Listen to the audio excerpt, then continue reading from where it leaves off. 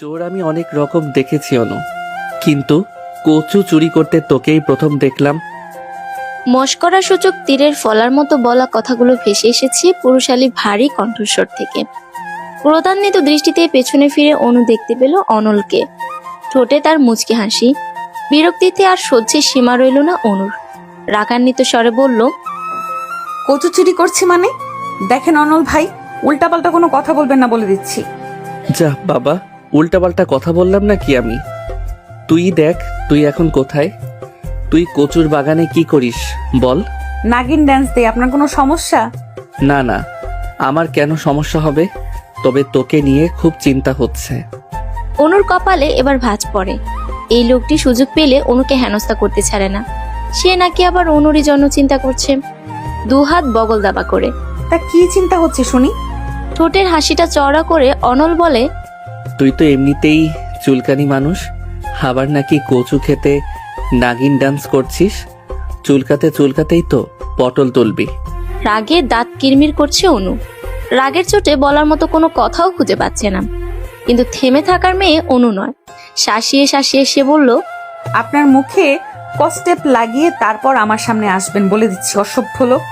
একই রে, তোর ভালোর জন্যই তো বললাম। রাখেন আপনার ভালো, অযথা বিরক্ত না করে এখান থেকে চলে যান। দেখ অনু, তুই কিন্তু সবসময় আমার সাথে বাজে ব্যবহার করিস। আপনি লোকটাই যে এমন। কেন রে, তোর কোন বাড়াভাতে ছাই দিয়েছি আমি? তুই কচু চুরি করছিস কর, আমি মাকে বলবো না। আমি মোটেও কচু চুরি করছি না অনল ভাই, আমি তো। ঠোঁটের হাসিটা চওড়া করে অনল বলে, ও আচ্ছা, বুঝেছি, তুই কচুর লতি চুরি করছিলি। আচ্ছা কর, সমস্যা নেই, এটাও আমি মাকে বলবো না। তবে শর্ত একটাই, চিংড়ি মাছ দিয়ে সুন্দর করে লতি রান্না করে এক বাটি আমাদের বাসায়ও দিয়ে যাবি। একটা লেবু কেটে দিস তরকারিতে, তাহলে আর গলা চুলকাবে না। হয়েছে, বলা শেষ আপনার। একবার বলতে শুরু করলে আপনার আর থামাথামির কোনো নাম নেই। আশ্চর্য লোক আপনি ভাই, কেমনে পারেন আপনি? আমি একবারও বলেছি কচুর লতি চুরি করতে আসছি আমি? ও, কচুর লতিও না, তাহলে কি কচুমুখী? এবার ক্ষেপে অনেকটা কাছে এগিয়ে যায় অনু। অনলের দিকে একটু ঝুঁকে চিবিয়ে চিবিয়ে বলে, আপনাকে খুন করে ফেলবো আমি। রাগের চোটে কচু তুলে নিয়েছিল অনু। এই কচুতে আমি মরবো না রে অনু, কিন্তু চুলকাবে খুব। সরা প্লিজ। বলে অনু সরে যায়। আবারও গাছগাছালির ভেতর খুঁজে বেড়ায় পিলুকে। সকাল থেকে পিলুকে পাচ্ছে না। ছোট বোন তিনু বলল, অনল ভাইয়ের বাড়ির বাগানে নাকি পিলুকে দেখেছিল। অনল সম্পর্কে ওদের প্রতিবেশী, তবে আরো একটা পরিচয়ও রয়েছে, সে অনুর মায়ের বেস্ট ফ্রেন্ডের ছেলে। অন্যদিকে পিলু হচ্ছে অনুর খরগোশ। দুদিন হবে অনুর বয়ফ্রেন্ড তাসিন গিফট করেছে। অনল গলা খাখারি দিয়ে বলে, অনু, তুই যে রেগে গেলে দাঁতে দাঁত পিষিস, তখন এক কাজ করবি, কয়েক টুকরো আদা রসুন দাঁতের নিচে দিয়ে রাখবি, তাহলে তোর রাগও কমবে, আবার আদা রসুন বাটাও হয়ে যাবে। অগ্নিদৃষ্টি নিক্ষেপ করে একবার অনলের দিকে তাকিয়ে আবারও পিলুকে খুঁজতে শুরু করে। কোনো প্রত্যুত্তর না পেয়ে অনল জিজ্ঞেস করে, তুই কি কিছু খুঁজছিস? কি খুঁজিস? পিলুকে। ওহো, তোকে তো একটা কথা বলাই হয়নি অনু। তোর পিলুকে তো আমাদের বাগানে দেখেছিলাম, পরে আমার রুমের বারান্দা থেকে দেখতে পেলাম একটা কুকুর মুখে করে তোর পিলুকে নিয়ে যাচ্ছে। আহারে, কি খারাপটা যে লেগেছে আমার। মুহূর্তেই চোখ ফেটে অশ্রু নির্গত হয় অনুর। সে পিলুকে ভীষণ ভালোবাসে। ফুফিয়ে ফুফিয়ে কেঁদে বলল, আর আপনি চুপচাপ দেখলেন? নিচে এসে কেন আটকালেন না? এসেছিলাম তো, তার আগেই চলে গেছে। অনু আর কিছু বলল না। বাচ্চাদের মতো কাঁদতে কাঁদতে নিজের বাসায় চলে যায়। বাড়িতে ফিরে এসে ঘরে বসে কাঁদছে সে। তখন ওর মা আমেনা বেগম ঘরে প্রবেশ করেন। জিজ্ঞেস করলেন, কি রে, তুই কাঁদছিস কেন? মায়ের প্রশ্ন শুনে ঠোঁট ভেঙে কান্না আসে অনুর। ফুফিয়ে ফুফিয়ে বলে, আমার পিলুকে কুকুর নিয়ে গেছে। তোমার বান্ধবীর ছেলে দেখেও পিলুকে বাঁচায়নি। বেশ হয়েছে, পশু পাখি দিয়ে ঘরদোর একদম ভরে ফেলেছিস। মাঝে মাঝে সন্দেহ হয় পশু পাখি আমাদের বাড়িতে থাকে নাকি আমরা ওদের বাড়ি থাকি। তুমি এভাবে কেন বলছো মা? তাহলে আর কিভাবে বলবো বল? এত পশু পাখি কেউ শহরের বাড়িতে পালে? এটা কি গ্রাম পেয়েছিস? শখ করি, পালি মা, আমার ভালো লাগে। তাহলে গরু ছাগলও কিনে দিই, এগুলো কেন বাকি থাকবে? ঘরের মধ্যে গরু ছাগলও পালা শুরু করে দে। কথাগুলো বলে রাগে গজগজ করতে ঘর থেকে বের হয়ে যান তিনি। অসহায় দৃষ্টিতে সেদিকে তাকিয়ে থাকে অনু। একটু মায়া দয়াও বুঝি তার অনুর জন্য হয় না, হবেই বা কি করে? সব ভালোবাসা মায়া তো তার বান্ধবীর ছেলের জন্য, ওই বজ্জাত অনলের জন্য। অনলের কথা মনে পড়তেই রাগে দাঁত মুখ খিচে বিড়বিড় করে অনু। ভগ্ন হৃদয় এবং বিষাদিত চোখনযুগল মেলে আকাশমুখী হয়ে সোফায় শুয়ে আছে অনু। বারবার পিলুর শোকে সে মূর্ছা যাচ্ছে। এই শোকে দুপুরে খাওয়াও হয়নি। এ নিয়ে আমেনা বেগমের রাগের শেষ নেই। খরগোশ তো নয়, যেন ওর বাচ্চা চুরি করে নিয়ে গেছে কেউ। তিনু পাশ কাটিয়ে চলে যাওয়ার সময় পেছন থেকে অনু ডাকে। তিনু পিছন ফিরে দাঁড়িয়ে পড়ে। কোথায় যাচ্ছিস? ছাদে যাই গাছে পানি দিতে। আমায় দে, আমি যাচ্ছি। সমস্যা নেই আপু, আমি পারবো। আমি জানি তুই পারবি। মন ভালো নেই, প্রকৃতির সঙ্গে কিছু সময় কাটালে ভালো লাগবে। তবে যাও। পানি ভর্তি বালতি নিয়ে হেলতে দুলতে ছাদে যায় অনু। ছাদের উঠোন জুড়ে মিষ্টি রোদ। শীতের সময়টা এই মিষ্টি রোদ অমৃতের মতো লাগে, কিন্তু অনুর এখন কোনো অনুভূতিই হচ্ছে না। সে গাছে পানি দিচ্ছে আনমনে। হঠাৎ করে চোখ যায় নিচে। অনল খালি গায়ে দাঁড়িয়ে রয়েছে। রোদে ফুঁসে ওঠে অনু। মনে মনে বিড়বিড় করে বলে, অসভ্য ইতর লোক, তুই ইচ্ছে করে আমার পিলুকে বাঁচাসনি। আজ দেখ আমি কি করি। বালতিতে থাকা অবশিষ্ট সবটুকু পানি সে অনলের গায়ে ঢেলে দেয়। দুতলা ছাদ থেকে পানি ফেলার সুবাদে একদম ঠিক ঠিক সব পানি অনলের গায়ে পড়েছে। একে তো শীতের দিন, তার উপর ঠান্ডা পানি। অনলের বিস্ময়ের শেষ নেই। উপরে তাকিয়ে অনুকে দেখতে পেয়ে রাগান্বিত স্বরে জিজ্ঞেস করে, এটা কি করলি তুই? অনলকে রাখতে দেখে পেট ফেটে হাসি আসছে অনুর, কিন্তু সে কোনো রকমে ঠোঁট টিপে হাসি আটকে রাখার চেষ্টা করে বলে, কি হলো অনল ভাই? অনুর চোখে মুখে স্পষ্ট দুষ্টুমির ছাপ। অনলের বুঝতে অসুবিধা হয় না যে জেনে বুঝে ইচ্ছে করেই অনু কাজটা করেছে। সে চিবিয়ে চিবিয়ে বলে, কি হলো? আবার আমাকে জিজ্ঞেস করছিস পানি ফেললি কেন? ওহো, আপনি খালি গায়ে দাঁড়িয়েছিলেন, আমি ভাবলাম আপনার বোধহয় গরম লাগছে, তাই তো পানি ফেললাম। ওগুলো ভালো পানি ছিল। আপনার গায়ে কি আর আমি নোংরা পানি ফেলতে পারি? কোষে মারবো এক থাপ্পড়। ফাজিল মেয়ে। শীতের দিনে কারো গরম লাগে? মাত্রই গোসল করে এসে আমি রোদে দাঁড়িয়েছিলাম, আর তুই গায়ে পানি ঢেলে দিলি। এতে আমার কি দোষ? আমি কি জেনে বুঝে দিয়েছি নাকি? ছাদে রোদ থাকতে আপনি উদম গায়ে নিচে দাঁড়িয়ে যে রোদ পোহাচ্ছেন আমি বুঝবো কিভাবে? আমার সঙ্গে তুই চালাকি করিস না। আমি বেশ ভালো করেই জানি যে তুই ইচ্ছে করেই এই কাজটা করেছিস।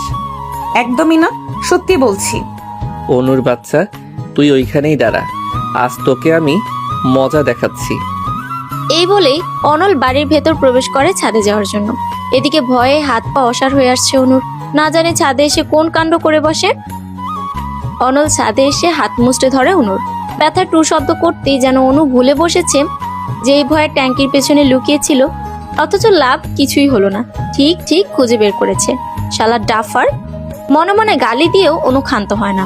অনল এবার আরো জোরে হাত মুচড়ে বলে, আমার সাথে বিটলামি করার সাহস কোথায় পেলি তুই? আমি কোনো বিটলামি করিনি, সত্যি বলছি। কোনটা সত্যি আর কোনটা মিথ্যা সেটা আমি জানি।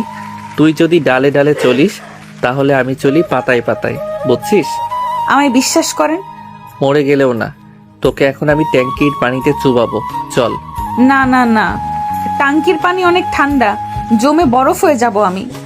আমি তো সেটাই চাই। আমার সাথে বিটলামি করার আগে এটা মাথায় ছিল না? মনে মনে বারবার আল্লাহকে ডাকছে অনু। অনলকে সে ভালো করেই চিনে। ট্যাঙ্কির পানিতে চুবানোর সিদ্ধান্ত যেহেতু নিয়েছে, তখন একটা হলেও নাকানি চুবানি খাওয়াবেই।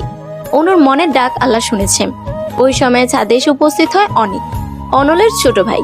সে ছাদে এসে বলে, ভাইয়া তুমি ছাদে, আর আমি তোমায় কত জায়গায় না খুঁজলাম। কেন? কি হয়েছে?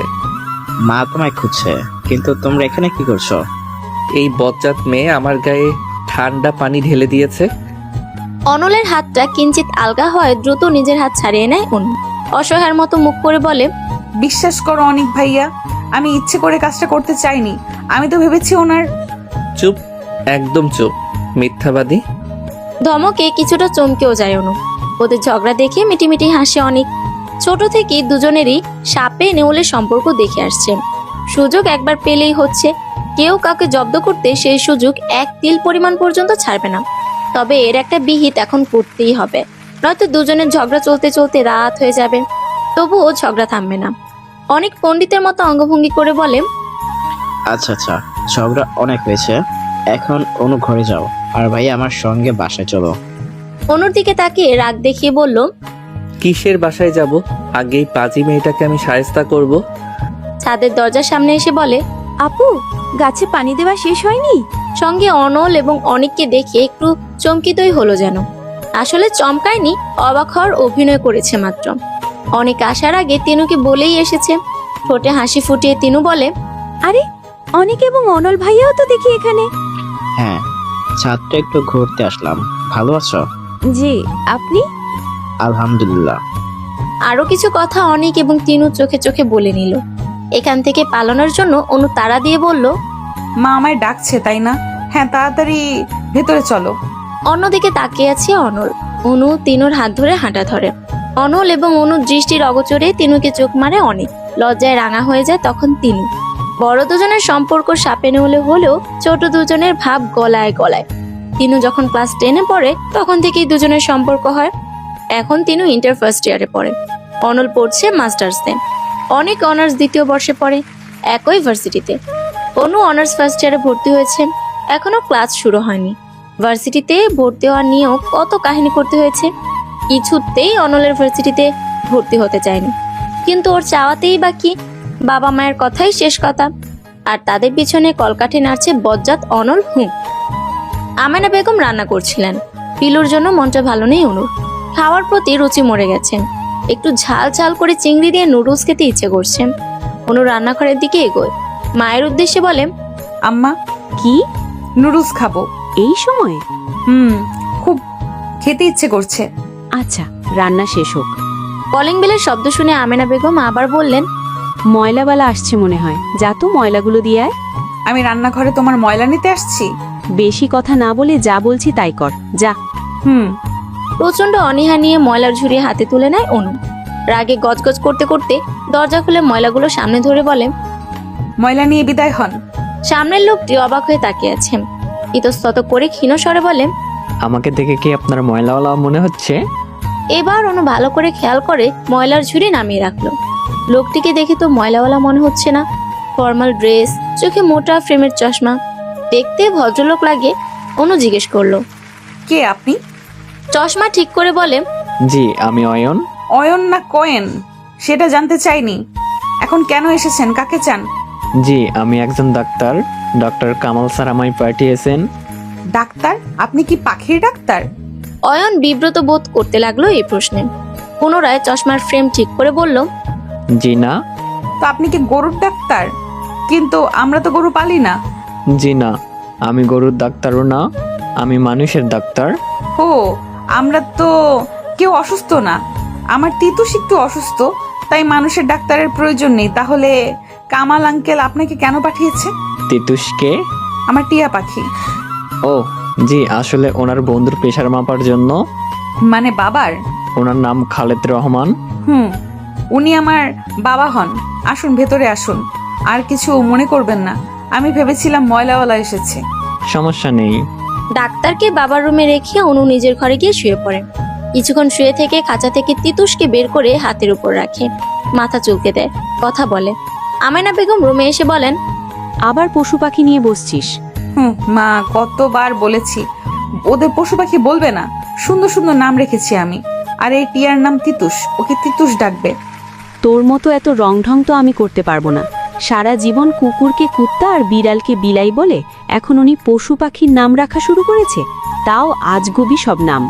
টেবিলের ওপর বিরিয়ানির বাটি রাখা, অনিকদের বাসায় দিয়ে আয়। আমি কেন? তিনুকে পাঠাও। তুই কিন্তু সব কথায় ঘাড়তেরামি করি শুনু। তিনুকে পাঠানোর হলে তোকে বলতাম, তিনু কাজ করতেছে। আমেনা বেগম চলে যাওয়ার পর অনু বিড়বিড় করে বলে, সুযোগ পেলেই শুধু আমাকে খাটাতে চায়। অনলদের বাড়ির বাগানে একটা দোলনা আছে। এখানে বসলে ফুলের ঘ্রাণে মন মাতোয়ারা হয়ে ওঠে। দোলনায় বসে অনল দোল খাচ্ছিল আর গুনগুন করে গান গাইছিল। বাড়ির গেটে এসে অনলকে দেখেই মেজাজ বিগড়ে যায় অনুর। আরো সামনে এগিয়ে গিয়ে অনলকে পাশ কাটিয়ে চলে যাবে ভাবে, তখন অনলের ডাক পড়ে, চোরের মতো পালাচ্ছিস কেন? এদিকে আয়। কই পালাচ্ছি? আমি তো ভেতরেই যাচ্ছি। হাতের বাটি নিজের হাতে নিয়ে ঢাকনা খুললো অনল। চোখ বন্ধ করে ঘ্রাণ নিয়ে বলে, আহ বিরিয়ানি, ঘ্রাণ শুনেই পেট অর্ধেক ভরে যায়। তাহলে ফিরিয়ে দেন, বাসায় নিয়ে যাই। আপনার পেট তো ভরেই গেছে। তুই ভীষণ কিপটা অনু। যাকগে, ওসব বাদ দে। একটু আগে তোদের বাসায় একটা ছেলেকে যেতে দেখলাম। কে রে? ডাক্তার আব্বুর প্রেশার মাপতে এসেছে। আগে না কামাল আঙ্কেল আসতো? উনিই পাঠিয়েছেন। সত্যি বলছিস নাকি কাহিনী অন্য কিছু? অন্য কি কাহিনী হবে? তোকে দিয়ে বিশ্বাস কি? যাই হোক, ডাক্তারদের থেকে দূরে থাকবি। মোট কথা, ছেলেদের থেকে দূরে থাকবি। ঢং যত সব। আপনার তো মাথা ব্যথা করা লাগবে না। ওই ডাক্তার বিবাহিত, 2টা বাচ্চাও আছে। এর মধ্যে খোঁজ নেওয়াও শেষ? খোঁজ নেব কেন, আন্দাজ করে বলেছি। তোর যে গবেট মার্কা আন্দাজ। আচ্ছা আমি এখন যাই, আপনি বাটি বাসায় নিয়ে যায়েন। আরে দাঁড়া, এত তারা দেখাস কেন? তোর সঙ্গে একটা ইম্পর্টেন্ট কথা আছে। ইম্পর্টেন্ট কথা? তাও আমার সাথে? ইন্টারেস্টিং। আচ্ছা শুনি কি কথা। বাটির ঢাকনা লাগিয়ে অনুর ওড়নায় হাত মুছে নিল অনল। রাগে মুখ বিকৃত করে ফেলে অনু, কিন্তু মুখে কিছুই বলে না। ঢেকুর তুলে অনল বলে, তোর পুরো নামটা যেন কি? অনিতা না?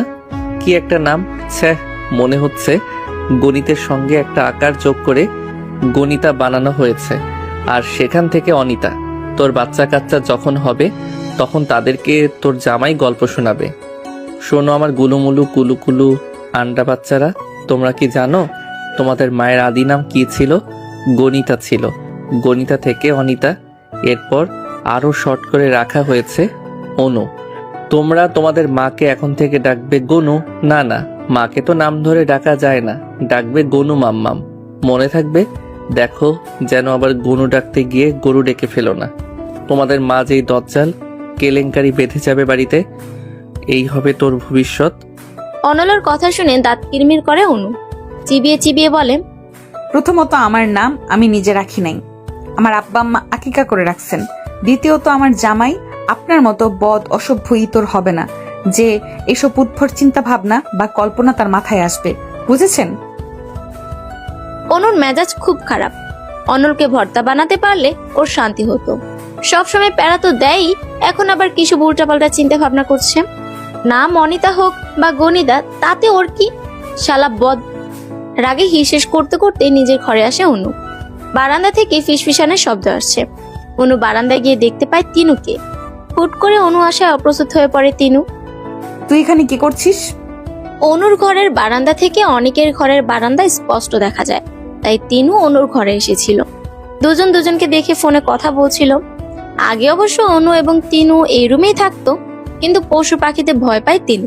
সারাক্ষণই পাখি ঘরে উড়াউড়ি করে, ভয় পায় তিনু যদি কামড়ে দেয় বা খামচে দেয়। তিনুকে চুপ থাকতে দেখে ধমক দিয়ে অনু বলে, এখন আবার চুপ করে আছিস কেন? আসলে আপু, তোমার পাখিকে দেখতে আসছিলাম। লোহার খাঁচায় রাখা তো, তাই ভয় পাইনি। ঠিক আছে, এখন নিজের ঘরে যা, তিতুসকে খাঁচা থেকে বের করব। আচ্ছা। কোনো রকম পালিয়ে বাঁচে তিনু। একবার যদি ধরা খেয়ে যেত তাহলে বাসায় তৃতীয় যুদ্ধ বেঁধে যেত এতক্ষণে। রাত 10:20। জেসি আর শুভা অনুদের বাসায় এসেছে। প্রতি শুক্রবারে সবাই একসঙ্গে বসে ভূতের মুভি দেখে। ওরা দুজন অনুর স্কুল এবং কলেজ ফ্রেন্ড, তাই তিনজনের পরিবারে তিনজন বেশ সুপরিচিত। জেসি উত্তেজিত হয়ে বলে, ইস দোস্ত, আজকে যে মুভিটা দেখা হবে ওইটা কিন্তু অনেক ভয়ঙ্কর।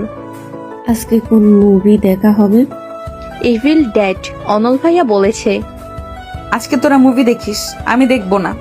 কেন, তোর আবার কি হলো? ওই বজ্জাত অনলকে আমার পছন্দ না, একদম পছন্দ না। তোদের তো একটুও পচায় না, কিন্তু আমি একটু ভয় পেলেই হলো। পারে না শুধু তখন এলাকায় মাইকিং করতে। আরে বাদ দে তো, এইসব ব্যাপার না। তোর কাছে কোনো ব্যাপার না হতে পারে, কিন্তু আমার কাছে অনেক কিছু। মান সম্মান বলে কথা। প্লিজ প্লিজ এমন করিস না, তুই না দেখলে আমরা কিভাবে দেখবো? শুভার সঙ্গে জেসি অনুকে বোঝাতে লাগলো। অবশেষে দুজনের অফুরন্ত অনুরোধের কারণে অনুকে রাজি হতে হয়। 10:25 অনিক এবং অনল এসে হাজির হয়। এসে বসতে না বসতে অনল অনুকে আদেশ দিয়ে বলেন, অনু, আমার জন্য এক গ্লাস শরবত নিয়ে আয় তো। শরবত? শীতের সময় কেউ শরবত খায়? আমি খাই, আর তুই বানাবি যা। পারবো না। ফ্লাক্সের চা বানিয়ে রেখেছে মা, চা খান। আন্টি বানিয়ে রেখেছে বলেই চা খাবো না? তুই আমার জন্য শরবত বানাবি, গুড়ের শরবত, এবং সেটা এখনই। Hurry up. মেজাজ দেখিয়ে অনু রান্নাঘরে চলে আসে। চিবিয়ে চিবিয়ে বলে, তোরে আমি শরবতের মধ্যে ডুবামো, অসভ্য বেটা। রাগে গিজগিজ করতে করতে কিছুক্ষণ রান্নাঘরে পায়চারি করে অনু। হঠাৎ করে বুদ্ধি উদয় হয় মাথায়। এক গ্লাস পানি চুলায় বসিয়ে দেয়। 10টার মতো কাঁচামরিচ 2 টুকরো করে ওই পানিতে ছেড়ে দেয়। পানি ফুটে আসার পর ছাঁকনি দিয়ে ছেঁকে অর্ধেক পানি গ্লাসে নেয়। তারপর ফ্রিজ থেকে ঠান্ডা পানি বের করে গ্লাসের গরম পানির সঙ্গে মিক্সড করেন। 1 চামচ ঝোলা গুড় আর 5 চামচ লবণ মিশিয়ে তৈরি করে স্পেশাল শরবত। গ্লাস হাতে নিয়ে বাঁকা হাসি দিয়ে স্বগতোক্তি করে বলে, এবার তোমার শরবত খাওয়ার শখ মিটিয়ে দেবো চান্দু। শরবত নিয়ে ড্রয়িং রুমে যায় অনু। মুভি অলরেডি শুরু হয়েছে। গ্লাস নিয়ে অনল বলে, এত লেট লতিফ হলে চলে? অনু কিছু বলল না। অপেক্ষায় রইল অনলের শরবত পান করা দেখার। আরাম করে বসে অনল শরবতে চুমুক দেয়। এক ঢোক গিলতেই প্রায় চেঁচাতে গিয়েও নিজ হাত দ্বারা মুখ বন্ধ করে রাখে। রক্তবর্ণ চক্ষু ধারা সে তাকিয়ে থাকে অনুর দিকে। ওর মুচকি হাসি যেন অনলের শরীরে আগুন ধরিয়ে দিচ্ছে। মুভি না দেখে কাউকে কিছু না বলেই অনল বাসায় চলে যায়। অনু ভেবেছিল এখন হয়তো বকা দেবে, কিন্তু এমন কিছুই হলো না। উপস্থিত সকলেই অবাক হয় এমন কাণ্ডে। প্রশ্নবোধক দৃষ্টিতে অনুর দিকে তাকাতে অনু বলে, স্পেশাল মরিচ সেদ্ধ শরবত, আজকে আরাম করে ছবি দেখতে পারবো। সকলে অবাক হয়। আবার এটা ভেবে মনকে সান্ত্বনা দেয় যে এমন সব কূটনৈতিক কাজ অনুর পক্ষে সম্ভব। অনেক হতাশ হয়ে বলে, কবে যে তোমাদের ঝগড়াঝাটি মিটবে? যাই গিয়ে ভাইয়ের রাগ কমাই, তোমরা মুভি দেখো আজ। অনেক চলে যাওয়ার পর মন খারাপ করে বসে থাকে তিনু। আজ মুভি দেখে সে একটু মজা পাবে না, তাই নিজের রুমে চলে গেল ঘুমাতে। জেসি বিরক্ত হয়ে বলে, ধুর, মাত্র 3 জনের ভূতের ছবি দেখে কোনো মজা আছে? তিনিও চলে গেল, আমি যাই ঘুমাবো। আমিও যাব। তারপর দুজনে মিলে চলে গেল অনুর রুমে। অনুর সোফার উপর ভাব নিয়ে বসে বলল, যা, আমি একাই দেখবো। সাহস নিয়ে একা মুভি দেখার আশা করলো, সেই আশা বেশি দূর এগোলো না। ভূতের সিন আসার আগে ভয়ঙ্কর শব্দ শুনে অনু কুপোকাত। দ্রুত টিভি বন্ধ করে ঘরে চলে যায়।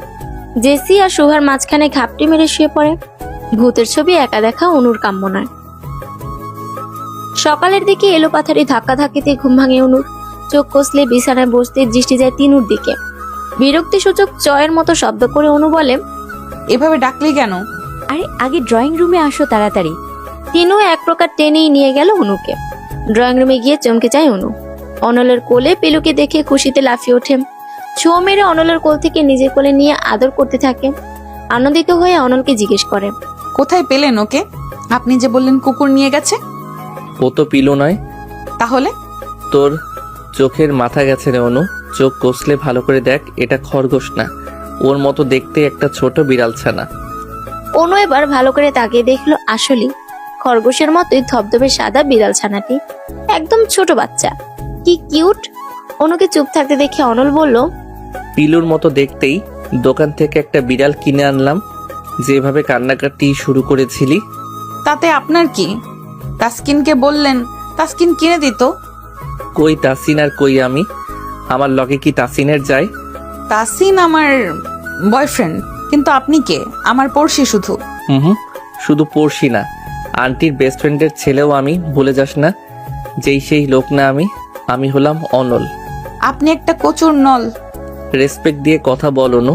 তুই জানিস তুই কার সঙ্গে কথা বলছিস? জানি, মহারানী ভিক্টোরিয়ার জামাইয়ের বাড়ির দারোয়ানের বাড়ির কাজের লোকের সাথে। তুই আমায় অপমান করলি অনু, অপমান। যার মান নাই তার আবার কিসের অপমান? একই উপকারের ঘাড়ে লাথি, তুই হলি তার বড় প্রমাণ। বাজে কথা। আচ্ছা বলেন তো আসল কাহিনী কি? কালকে মরিচ শরবত খাওয়ানোর পরেও আজ বিড়াল গিফট করলেন। আমি তো ভেবেছিলাম নির্ঘাত কোনো শাস্তির অপেক্ষা করছে আমার জন্য। চোরের মন পুলিশ পুলিশ, তবে তোর ধারণা ভুল নয়। শাস্তি তো তুই পাবি। কাল থেকে তোর ভার্সিটিতে ক্লাস না, আই শুধু কলেজে। র্যাক কাকে বলে টের পাবি। কি করবেন আপনি? সেটা কলেজে আসলেই বুঝবি, এখন তো বলবো না। হাতে বেশি সময় নেই তোর সাথে প্যাচাল পাড়ার। আমি এখন চাই। অনল চলে গেল। ল্যাম্পপোস্টের মতো নির্জীব হয়ে দাঁড়িয়ে আছে অনু। আল্লাহ ভালো জানে কাল যে কি পরিমাণ নাস্তানাবুদ করে ছাড়বে বেটা হতচ্ছাড়া। চুলের মাঝে হাত বুলাতে বুলাতে বাড়ি থেকে বের হয় অনল। বেশ হ্যান্ডসাম এক ছেলেকে বাড়ির সামনে দাঁড়িয়ে থাকতে দেখে থেমে যায়। ছেলেটির দৃষ্টি লক্ষ্য করে তাকিয়ে দেখে অনুর ব্যালকনির দিকে তাকিয়ে আছে সে। অনল ছেলেটির দিকে এগিয়ে গিয়ে প্রশ্ন করে, ওই দিকে কি দেখো? ছেলেটি প্রথমে হকচকে গেলেও পরে নিজেকে সামলে নেয়। হাসি হাসি মুখ করে বলে, ইয়ে কিছু না, পাখি দেখছিলাম। কিছু না, আবার পাখি দেখছিলে? নাম কি তোমার? জি, তাসিন। তাসিন? ও, মনে পড়েছে, তুমি অনুর বয়ফ্রেন্ড? ছেলেটি এবার ইতস্তত করতে থাকে। একটু ভয়ও লাগছে, কে না কে উত্তরের অপেক্ষায় তাকিয়ে রয়েছে অনল। কিছু না বলে চলেও যেতে পারছে না তাসিন। অন্যদিকে অনল মনে মনে বলছে, শালা পড়ছিস আজকে মাইনকার চিপায়, তোর প্রেম করার শখ আমি মিটাচ্ছি। ক্যারেক্টারলেস ছেলে কখনো অনুর বয়ফ্রেন্ড হতে পারে না, পারে না, পারে না। ভাই, আপনি অনুর কে হন? আমাকেই পাল্টা প্রশ্ন করা হচ্ছে এখন। আমি যেই হই না কেন, আমার অধিকার তোমার চেয়ে অনেক বেশি। আমি খুব ভালো করেই জানি তুমি অনুর বয়ফ্রেন্ড। তোমার সব খোঁজ খবরও আমি নিয়েছি, শুধু সামনাসামনি দেখলামই আজ। অনু ছাড়াও যে তোমার আরও কতগুলো জিএফ আছে সেই খবর কিন্তু আমার আছে। অনুকে কাপ্পি মাছ ভেবে জালে আটকে ফেলবা, আর আমি তা হতে দেব এটা ভুলেও ভেবো না। সো সময় থাকতে আউট হও। আপনার পরিচয়টাই এখনো জানলাম না, আর আপনি হুমকি ধামকি দিচ্ছেন? আমার পরিচয় জানার দরকার নেই। অনুর সাথে ব্রেকআপ করার সময় জাস্ট জিজ্ঞেস করবা অনলকে, তাহলেই তোমার উত্তর পেয়ে যাবে। শেষের কথাটা এক্সট্রা ভাব নিয়ে বলল অনিল। তাসিন এবার হেসে ফেলে, হাসতে হাসতে বলে, ওহো, আপনি তাহলে অনল ভাই? অনু আমাকে আপনার কথা বলেছিল। এই কথা শুনে অনলের অবস্থা এখন আকাশে উড়ার মতো। একটু ভাবসাব নিয়ে দাঁড়িয়ে বলে, কি বলেছিল? অসভ্য বেয়াদব ইতর কুত্তা হতছাড়া অনল নামে একটা ছেলে আছে, সম্পর্কে ভাই ডাকি, আমার বেস্ট ফ্রেন্ডের ছেলে, এরকম কথাই বলেছিল। আসলে আপনার কথা যতবার বলেছে ততবার গালিগুলো ব্যবহার করেছে, তাই আমারও মুখস্থ হয়ে গেছে। আপনি কিছু মনে করবেন না। সব ভাবসাব ধুলার সঙ্গে একদম ধুলিসাৎ হয়ে গেছে। শেষমেশ অনু এইগুলো বলেছে, তাও কিনা ওর সো কল্ড ক্যারেক্টারলেস বয়ফ্রেন্ডের কাছে। না, এই অপমান কিছুতেই সহ্য করা যায় না, একদমই না। ওই অনুকে তো একটা উচিত শিক্ষা দিতেই হবে। তার আগে এই ব্যাটাকে এখান থেকে দূর করতে হবে। অনল পকেট থেকে ফোন বের করে এনামুলকে কল করে বলে, দোস্ত, রাজীব আর চেলাপেলা পোলাপাইন যতগুলো আছে সবগুলোরে নিয়ে বাড়ির সামনে আইতো, অনুর বয়ফ্রেন্ডরে পাইছি। ওপাশ থেকে কি বললো তা শুনতে না পেলেও তাসিনের হার্টবিট কাঁপাকাঁপি শুরু হয়ে গেছে। সে কোনো রকমে বলে, ভাই, বেয়াদবি মাফ করবেন, আমি চলে যাচ্ছি। এই বলে তাসিন দ্রুত হাঁটা ধরে। অনল বাঁকা হাসে এই কাণ্ডে। অনুর ঘরের ব্যালকনির দিকে তাকিয়ে দেখে তিতুসকে খাঁচায় রেখেছে। দেখে মনে হচ্ছে অনলের দিকে পাখিটি তাকিয়ে আছে। পাখির উদ্দেশ্যে অনল বলে, ওই পাখির তোর নাম যেন কি? টুসটুস না? যাই হোক, টিসটিস বা টুসটুস একটা তো হবেই। শোন টুসটুস, তোর অনুর কপালে দুঃখ আছে, কাল শুধু ভার্সিটিতে আসতে দে। অতি শঙ্কা আতঙ্ক নিয়ে ভার্সিটিতে উপস্থিত হয়েছে অনু। গেটে দাঁড়ালেই কলেজ ক্যাম্পাস এবং মাঠটা সূক্ষ্মভাবে দৃষ্টিবন্দী হয়। তীক্ষ্ণ চোখে অনু মাঠে খুঁজে বেড়াচ্ছে অনলকে। হতছাড়া তো বলেছিল ভার্সিটিতে আসলে করার এক দিবে। অনু নিজেই নিজেকে সান্ত্বনা দিয়ে বলে, এইসব র্যাটটে আমি ভয় পাই না, তবুও কেমন জানি লাগে। আচ্ছা, এত ভয় কেন পাচ্ছি আমি ওই ইডিয়েটটাকে? একদম ভয় পাবো না আমি। এমনিতেই তার উপর আমার মেজাজ খারাপ। আমার বয়ফ্রেন্ডকে হুমকি দেওয়া, শালা শুধু একবার যদি কাল রাতে তোকে বাসায় পেতাম তবে দেখতি। আমার ভয়ে লুকিয়ে কেন ছিলি? বল বল। আদতে অনল লুকিয়ে ছিল না, বরং বন্ধুদের সঙ্গে আড্ডা দিতে গিয়েছিল। তাসিনের কাছে হুমকির বিবৃতি শুনে তৎক্ষণাৎ ওর বাসায় গিয়েছিল অনু। সকালে পায়নি, বিকেলে পায়নি, এমনকি রাতেও নয়। ওই সময় অনলের ওপর রাগ ছাড়তে না পেরে মনকে এই বলে সান্ত্বনা দিয়েছে যে অনুর ভয়েই অনল পালিয়েছে। আরে ভাই, মেজাজ ঠান্ডা তো করতে হবে। মেজাজ ঠান্ডা করার জন্য উলট পালট বলে মনকে বোঝানো সঠিক কাজ, একদম সঠিক। কলেজের গেটের সামনে পায়চারি করতে করতে জেসি এবং শুভার জন্য অপেক্ষা করছে অনু। চাইলে আগেই সে ক্লাসে যেতে পারে, কিন্তু সে খুব ভালো করেই জানে অনলের চোখ ফাঁকি দিয়ে ক্লাসে যাওয়া অত সহজ অনুর জন্য হবে না। বরং অনেক বাধা বিপত্তি পেরিয়ে তবেই সে ক্লাসে যেতে পারবে। সাহস অনুর অনেক আছে, কিন্তু সে দেখাতে চাচ্ছে না। শুধু জেসি আর শুভা আসলে মনের সাহস একটু জোর পায়, এই আর কি। অনু কি ভয় পায় নাকি?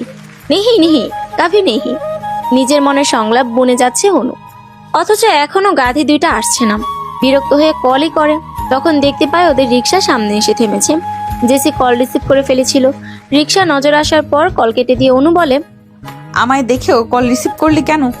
টাকা কি তোর জামাই রিচার্জ করে দেয়? ভাড়া মিটিয়ে দুজনে এগিয়ে আসে। জেসি ওকে জড়িয়ে ধরে জিজ্ঞেস করে, ম্যামের মেজাজ আর চটে আছে কেন? ছাড় আমারে, আদিক্ষেতা দেখাবি না একদম। কতক্ষণ ধরে ওয়েট করতেছি। আমার কি দোষ? শুভরাই তো রেডি হয় না, ওর বাসায় গিয়ে 1 ঘন্টা ধরে বসে থাকা লাগে। একদম মিথ্যে বলবি না জেসি, তুই নিজেই লেট করে আসছিস। আমার রেডি হইতে 10 মিনিটও লাগে নাই। হইছে, থাম দুইটাই। তোরা দুইটাই যে কি পরিমাণ ঢিলা কোম্পানি সেটা আমি ভালো করেই জানি। ভালো সাজা লাগবে না কারো। এখন আর ঝগড়া না করে ভেতরে চল, এমনি জান প্রাণ যায় যায়। ধমকে দুজনেই মেয়েকে অভিমান করে চুপসে যায়।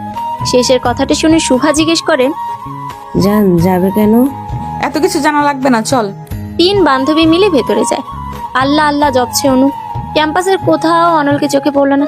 যাক বাবা, বাঁচা গেল। কলেজ ভবনে যাওয়ার পর সিঁড়িতে পা রাখতেই পেছনে ডাক আসে। এই নিউ কামার, এদিকে এসো। 3 জনেই পিছু ফিরে তাকায়। বিড়বিড় করে শুভা বলে, বেদ্যপ তুই চামার।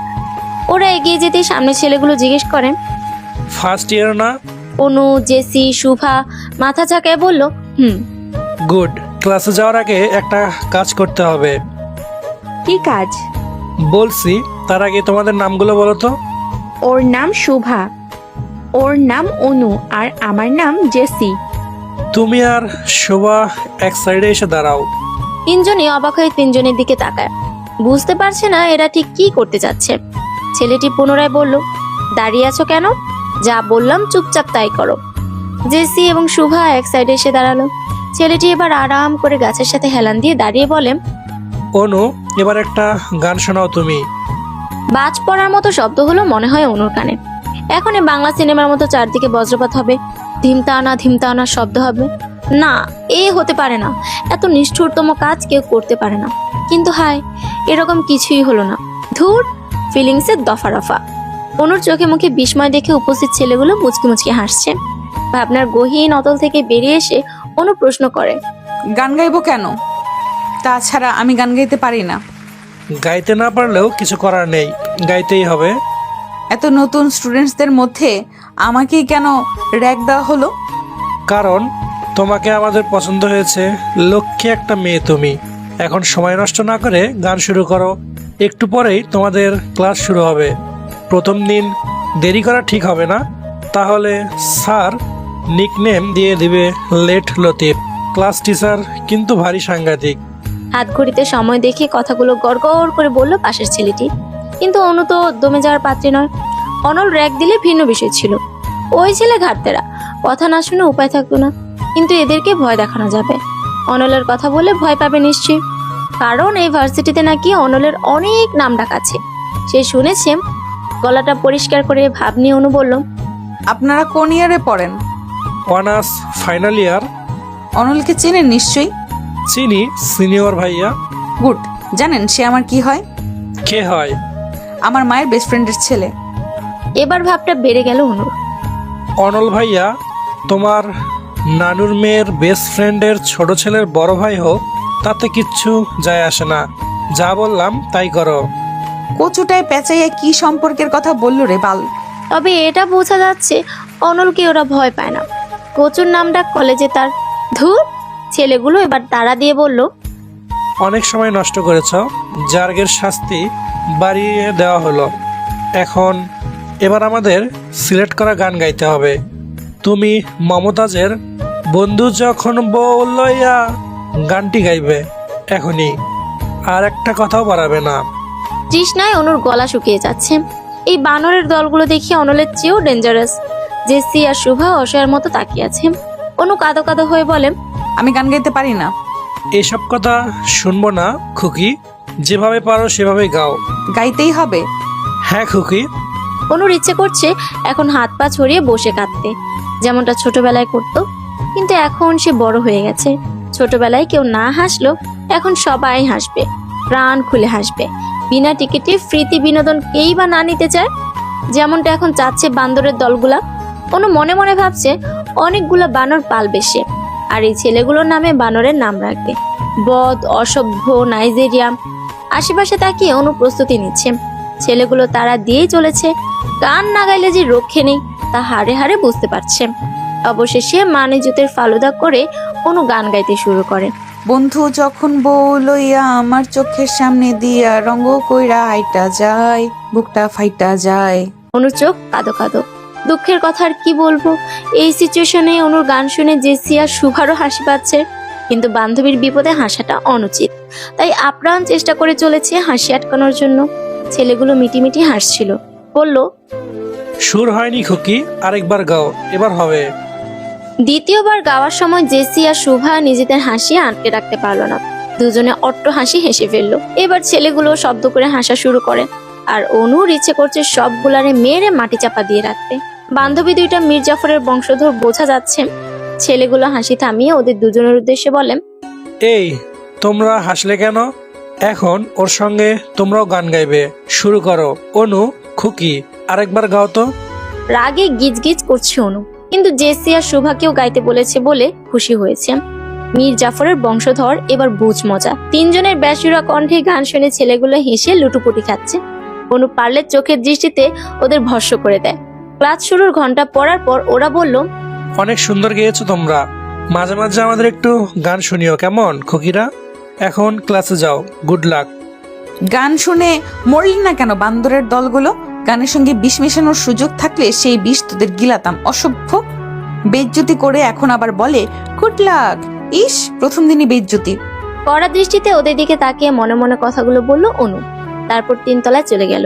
হুট করে সিঁড়ির পাশের ক্লাস থেকে অনল বেরিয়ে আসে। অনুর পথ রোধ করে কানে কানে বলে, র্যাক কেমন লাগলো অনু? ওদেরকে আজই একটা ট্রিট দেবো বুঝলি? একদম আমার শেখানো বলি তোর উপর ঝেড়েছে। আহা, আমি কত ভালো প্রশিক্ষণ দেই। তার মানে আপনি ওদেরকে এসব শিখিয়ে দিলেন? অনল ঠোঁট বাঁকিয়ে হাসতে হাসতে উপন্যাস মাথা ঝাঁকায়। রাগে অনু দৌড়ানি দেয়। অনলও দৌড় শুরু করে, তখন হাতে থাকা কলমটা ছুঁড়ে মারে অনলের দিকে। কিন্তু বিধি বাম, ভাগ্য খারাপ থাকায় অনলের গায়ে কলমটি লাগেনি, লেগেছে স্যারের গায়ে। স্যার কিছু বুঝে ওঠার আগেই অনু, জেসি আর শুভা দৌড়ে ক্লাসে যায়। আল্লাহ ভালো জানে মুখ দেখছে নাকি। স্যার ক্লাসে আসার আগে মাঝখানে সারিতে ঘাপটি মেরে বসেছিল তিনজন। প্রিন্সিপাল সহ সব টিচার এসে নিজেদের পরিচয় দিয়ে গেছে। তারা চলে যাওয়ার পর ক্লাস টিচার পরিচয় পর্ব শুরু করেন। অনু, জেসি আর শুভা ভয়ে তটস্থ হয়ে রয়েছে। ওদের পরিচয় পর্ব শেষ হওয়ার পর হাফ ছেড়ে বাঁচে, কারণ স্যার ওদের দেখেনি। দেখলে নির্ঘাত এখানেও একটা বেইজ্জতির শিকার হতে হতো। ভার্সিটির প্রথম দিনটাই বাজেভাবে শুরু হলো। ধ্যাৎ, সব হয়েছে ওই বজ্জাত অনলের জন্য। শুভা তখন ফিসফিস করে বলে, অনল ভাইয়া এটা কিসের প্রতিশোধ নিল রে? মরিচ সিদ্ধ শরবত খাওয়ানোর জন্য। কপাল, সবই কপাল। এসব আজগুবির রেসিপি কেন যে তোর মাথায় আসলো? এই আজগুবির রেসিপির জন্য মান সম্মান সব শেষ হলো। চুপ কর মীর জাফরের বংশধর। আমার চেয়ে বেশি বেইজ্জতি তো আর তোদের হয়নি। আর তোরা কেমনে পারলি ওই সময় হাসতে? কি করব, হাসি পাচ্ছিল তো। সময় আসুক আমার, তখন বুঝাবো হাসি কাকে বলে, কত প্রকার এবং কি কি। 3টা ক্লাস করার পর ছুটি হয়ে যায়। তাসিন অনুকে নিতে এসেছে। জেসি এবং শুভাকে বিদায় দিয়ে অনু তাসিনের বাইকে করে বাড়ি আসে। অনু বাড়ির ভেতর চলে যাওয়ার পর অনলের মুখোমুখি হয় তাসিন। অনল ভ্রু নাচিয়ে বলে, কি খবর ছোট ভাই? তোমারে না বলছিলাম অনুর সাথে ব্রেকআপ করতে? আপনার কথায় ব্রেকআপ কেন করব ভাই? তাছাড়া আমি তো এটাই বুঝি না আপনার সমস্যাটা কি। আমরা দুজন দুজনকে ভালোবাসি, মাঝখানে আপনি কেন আসছেন? দেখলি সাহস কত এই ছেলের। এই এতক্ষণ ভালো করে কথা বললাম, ভালো লাগেনি? কিসের ভালোবাসা? অনু তো একটা বোকা গাধি, ভালো লাগা ভালোবাসার তফাতই বোঝে না। আমি ড্যাম শিওর ভালোবাসা কি সেটা বুঝলে তোমার মতো ক্যারেক্টারলেস একটা ছেলের সঙ্গে কখনোই রিলেশন করতো না। আদারওয়াইজ ও তো জানেও না তোমার আরো কতগুলো মেয়ের সঙ্গে রিলেশন আছে। তুমি তো একা ওরে ভালোবাসো না। সময় থাকতে এখনো ভালো করে বলতেছি, অনুর পথ থেকে সরে দাঁড়াও। দেখেন ভাই, আমি আপনার সাথে ঝামেলা করতে আসি নাই। আমি আরও মেয়ের সাথে রিলেশন করি বা যাই করি, আপনার তাতে কি? অনুর তো সমস্যা নাই, তাই না? ওদের আপনি ঝামেলা পাকায়েন না তো। বুঝছি, সোজা কথা শোনার মতো ছেলে তুমি না, ঘাট তেরা আছো, তবে আমার চেয়ে বেশি না।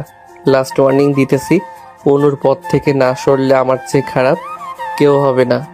আপনি যা পারেন কইরেন, আমি অনুকে ছাড়বো না, আর অনুও আমাকে ছাড়বে না।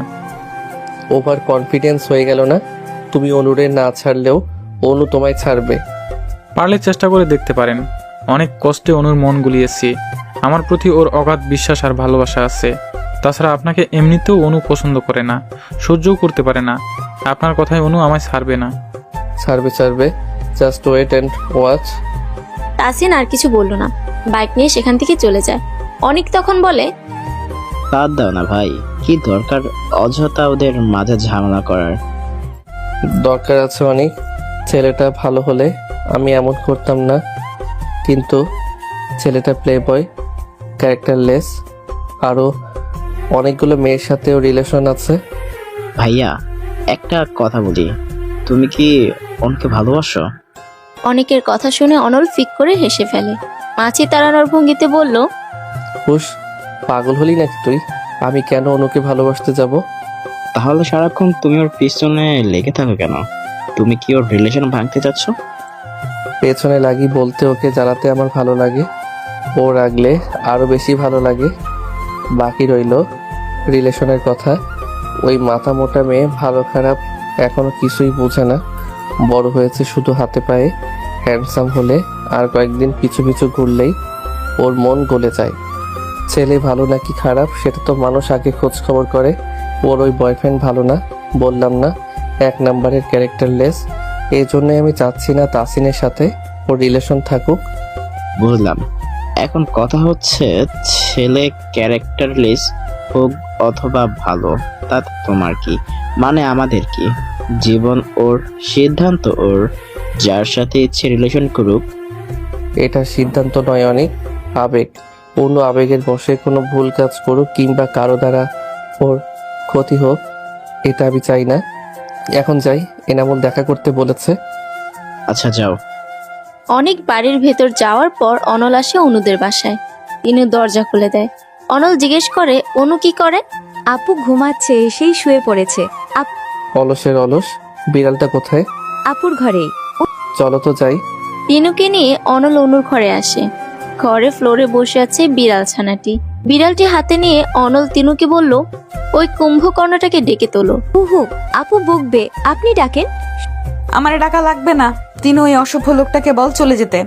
তুই ঘুমাসনি নাকি ঘুমিয়ে ঘুমিয়ে মাছ ধরিস? একদম বাজে কথা বলবেন না, বিরক্ত লাগতেছে আপনাকে, আপনি চলে যান। এত রেগে আছিস কেন? র্যাগ দেওয়ার জন্য? কথাই বলবেন না আপনি, যান বলছি। উফ, কি রাগ বাবা, আমার কি দোষ? আমি তো আর তোকে শাস্তি দেইনি। আপনি দেননি, কিন্তু আপনার কথা মতোই তো ওরা কাজ করেছে, তাই না? তা করেছে। আচ্ছা, কাল যে তোর টুসটুস পাখিকে সব বললাম, তোকে সাবধান করেনি? ওর নাম টুসটুস না, তিতুস। ওই একই হলো, তোর মতোই অদ্ভুত নাম। তোর পশু পাখির মনে থাকে না? আপনাকে মনে রাখতে বলেছে কে? এক্ষুনি আপনি আমার ঘর থেকে বের হয়ে যাবেন। বের হব না। কি করবি? অনু বিছানা ছেড়ে তেড়ে আসে অনলের দিকে। অবস্থা বেগতিক দেখে অনল দৌড় দেয়, নয়তো হাতের সবগুলো নখ হাতে দাবিয়ে দেবে। পেছনে দৌড়াতে গিয়ে অনু ধাক্কা খেলো বাবার সঙ্গে। অস্ফুট স্বরে তিনু বলল, সর্বনাশ। খালেদ রহমান ভীষণ রাগী মানুষ, নিশ্চুপ এবং গম্ভীর স্বভাবের। সামনেই মাথা নত করে দাঁড়িয়ে রয়েছে অনু। তিনি তিরিক্ষ মেজাজে বলেন, সবসময় তো দৌড়াদৌড়ি কিসের? শান্তভাবে হাঁটা যায় না? সরি আব্বু। তিনি গললেন না, চেঁচিয়ে আমেনা বেগমকে ডাকেন। হন্ততন্ত হয়ে আমেনা বেগম রান্নাঘর থেকে বেরিয়ে আসেন। খালেদ রহমান বলেন, মেয়েদের শিক্ষা থেকে কিছু দাওনি না? মেয়েরা মায়ের থেকে শিখবে না তো কার থেকে শিখবে? কি হয়েছে সেটা তোমার মেয়েকে জিজ্ঞেস করো। এমন দূরত্বপূর্ণ স্বভাব বাদ দিতে বলো, নম্রতা ভদ্রতা কিছু শেখাও। কি হয়েছে? কি হয়েছে সেই তোমার মেয়েকে জিজ্ঞাসা করো। এমন দূরত্বপূর্ণ স্বভাব বাদ দিতে বলো, নম্রতা ভদ্রতা কিছু শিখাও। তিনি অনলের দিকে একবার বিভাব সুদৃষ্টিতে তাকিয়ে চলে গেলেন বাইরে। এতক্ষণ একপাশে অনলও চুপ করে দাঁড়িয়েছিল। তিনি চলে যাওয়ার পর আমেনা বেগম জিজ্ঞেস করেন, কি করেছিলি তোরা দুটোই? আমার কোনো দোষ নেই আন্টি, তোমার মেয়েই তো আমায় দৌড়ানি দিয়েছে। এসব সত্যি অনু? হ্যাঁ সত্যি। কেন দৌড়ানি দিয়েছি সেই কারণটাও তার থেকে শুনে নিও। এরপর গটগট করে সে চলে যায় নিজের রুমে। দুজনের ঝগড়াঝাটি সম্পর্কে তিনি বেশ ভালো করেই অবগত, তাই আর খাটালেন না এই বিষয়ে। অনু ভীষণ রেগে আছে বলে আর রাগালো না অনল। এই রাগ যে আবার কোনভাবে প্রয়োগ করবে কে জানে। 5 বার ফোন দিয়েছিল তাসিন, ফোন সাইলেন্ট থাকায় শুনতে পায়নি অনু। বিছানায় গা এলিয়ে দিয়ে ফোনটা হাতে নিতেই দৃষ্টিতে পড়ে, কল ব্যাক করে সে, কিন্তু তাসিন কেটে দিয়ে ব্যাক করেন। মনক্ষুণ্ণ হয়ে অনলের করা থ্রেডের কথা অনুকে জানায়। অগ্নিশিখা দাউ দাউ করে জ্বলছে অনুর দু চোখে। তৎক্ষণাৎ ফোন রেখে অনু অনলকে খুঁজতে যায়। আজকে তো ওর খবর আছেই। চায়ের দোকানে বসে পা দুলিয়ে দুলিয়ে চা পান করছিল অনল এবং ওর বন্ধুরা। দূর থেকে অনুকে আসতে দেখে রাজীব বলল, দোস্ত, অনু আসতেছে, দেখে তো মনে হচ্ছে রেগে ফায়ার হয়ে আছে। রাজীবের কথায় ঘাড় বাঁকা করে পেছনে তাকায় অনল। ততক্ষণে অনু অনেকটা কাছে চলে এসেছে। পায়ের গতি বাড়িয়ে অনলের সামনে এসে দাঁড়ায়। অনল এবার ঘুরে অনুর মুখোমুখি বসে চায়ের কাপে চুমুক দেয়। কোমরে হাত রেখে বড় বড় করে শ্বাস নিচ্ছে অনু। কাপের চাটুকু শেষ করে অনল অনুর উদ্দেশ্যে বলে, সাপের মতো হিস হিস করছিস কেন অনু? তুই কি সাপের দেবী? এমনিতে অনলের ওপর তার রাগের সীমা নেই, তার উপর এখন উল্টাপাল্টা কথা বলছে। রাগের মাত্রা দ্বিগুণ থেকে 4 গুণ হয়ে যায়। অনু কটমট করে তাকিয়ে থাকে অনলের দিকে। নাক ফুলিয়ে দাঁতে দাঁত পিষে বলে, আপনি তাসিনকে কি বলেছেন? তাসিনকে? ও মনে পড়েছে, সো কল বয়ফ্রেন্ডের কথা বলছিস? কি বলবো ওই বলদটাকে? কিছুই বলিনি। অনু নিচের ঠোঁট কামড়ে রাগ কন্ট্রোল করার চেষ্টা করছে। চায়ের দোকানদার আর অনলের বন্ধুরা অনুর দিকে তাকিয়ে আছে। এখানে বেশি কিছু বলা মানে সিন ক্রিয়েট করা। এলাকার সবাই জানে অনু শান্তশিষ্ট লক্ষ্মী মেয়ে। এই খেতাবগুলো বজ্জাত অনলের জন্য নষ্ট করতে চাচ্ছে না। যা বলার আন্টিকেই বলতে হবে। মনে মনে হিসাব কষিয়ে অনু চলে যাওয়ার জন্য উদ্যত হয়। কয়েক কদম এগোনোর পর অনল অনুর নাম ধরে ডাকে। ডাক শুনে পিছু ফিরে অনু অনলের দিকে অগ্নিদৃষ্টি নিক্ষেপ করে। তারপর হন হন করে আবার হাঁটা শুরু করে।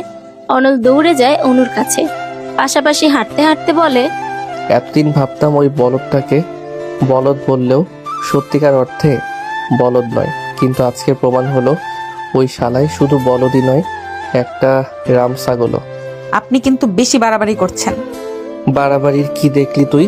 তোর ওই সো কল্ড বলদ বিএফকে যদি আর দেখেছি এই এলাকায়, তাহলে ঠ্যাং ভেঙে রেখে দেব। তারপর একটা ভাঙা থালা হাতে দিয়ে 4 রাস্তার মোড়ে বসিয়ে দেব ভিক্ষা করতে। পাশে তুইও থাকিস, দুজন মিলে ভিক্ষা করবি। আপনি একটা নিকৃষ্ট, অসহ্য, বিরক্তিকর লোক। অনল মুচকি হেসে অনুর থেকে পিছিয়ে যায়। নিজের চুলের মাঝে হাত বুলাতে বুলাতে অনুর দিকে কিছুটা ঝুঁকে দাঁড়ায়। চোখ দুটো ছোট ছোট করে বলে, জানি। 2 হাতে ধাক্কা দিয়ে অনলকে সরিয়ে দিয়ে অনু বলে, আপনাকে আর কিছু বলবো না আমি তো এটাই বুঝি না, আমাকে নিয়ে এত কিসের সমস্যা আপনার?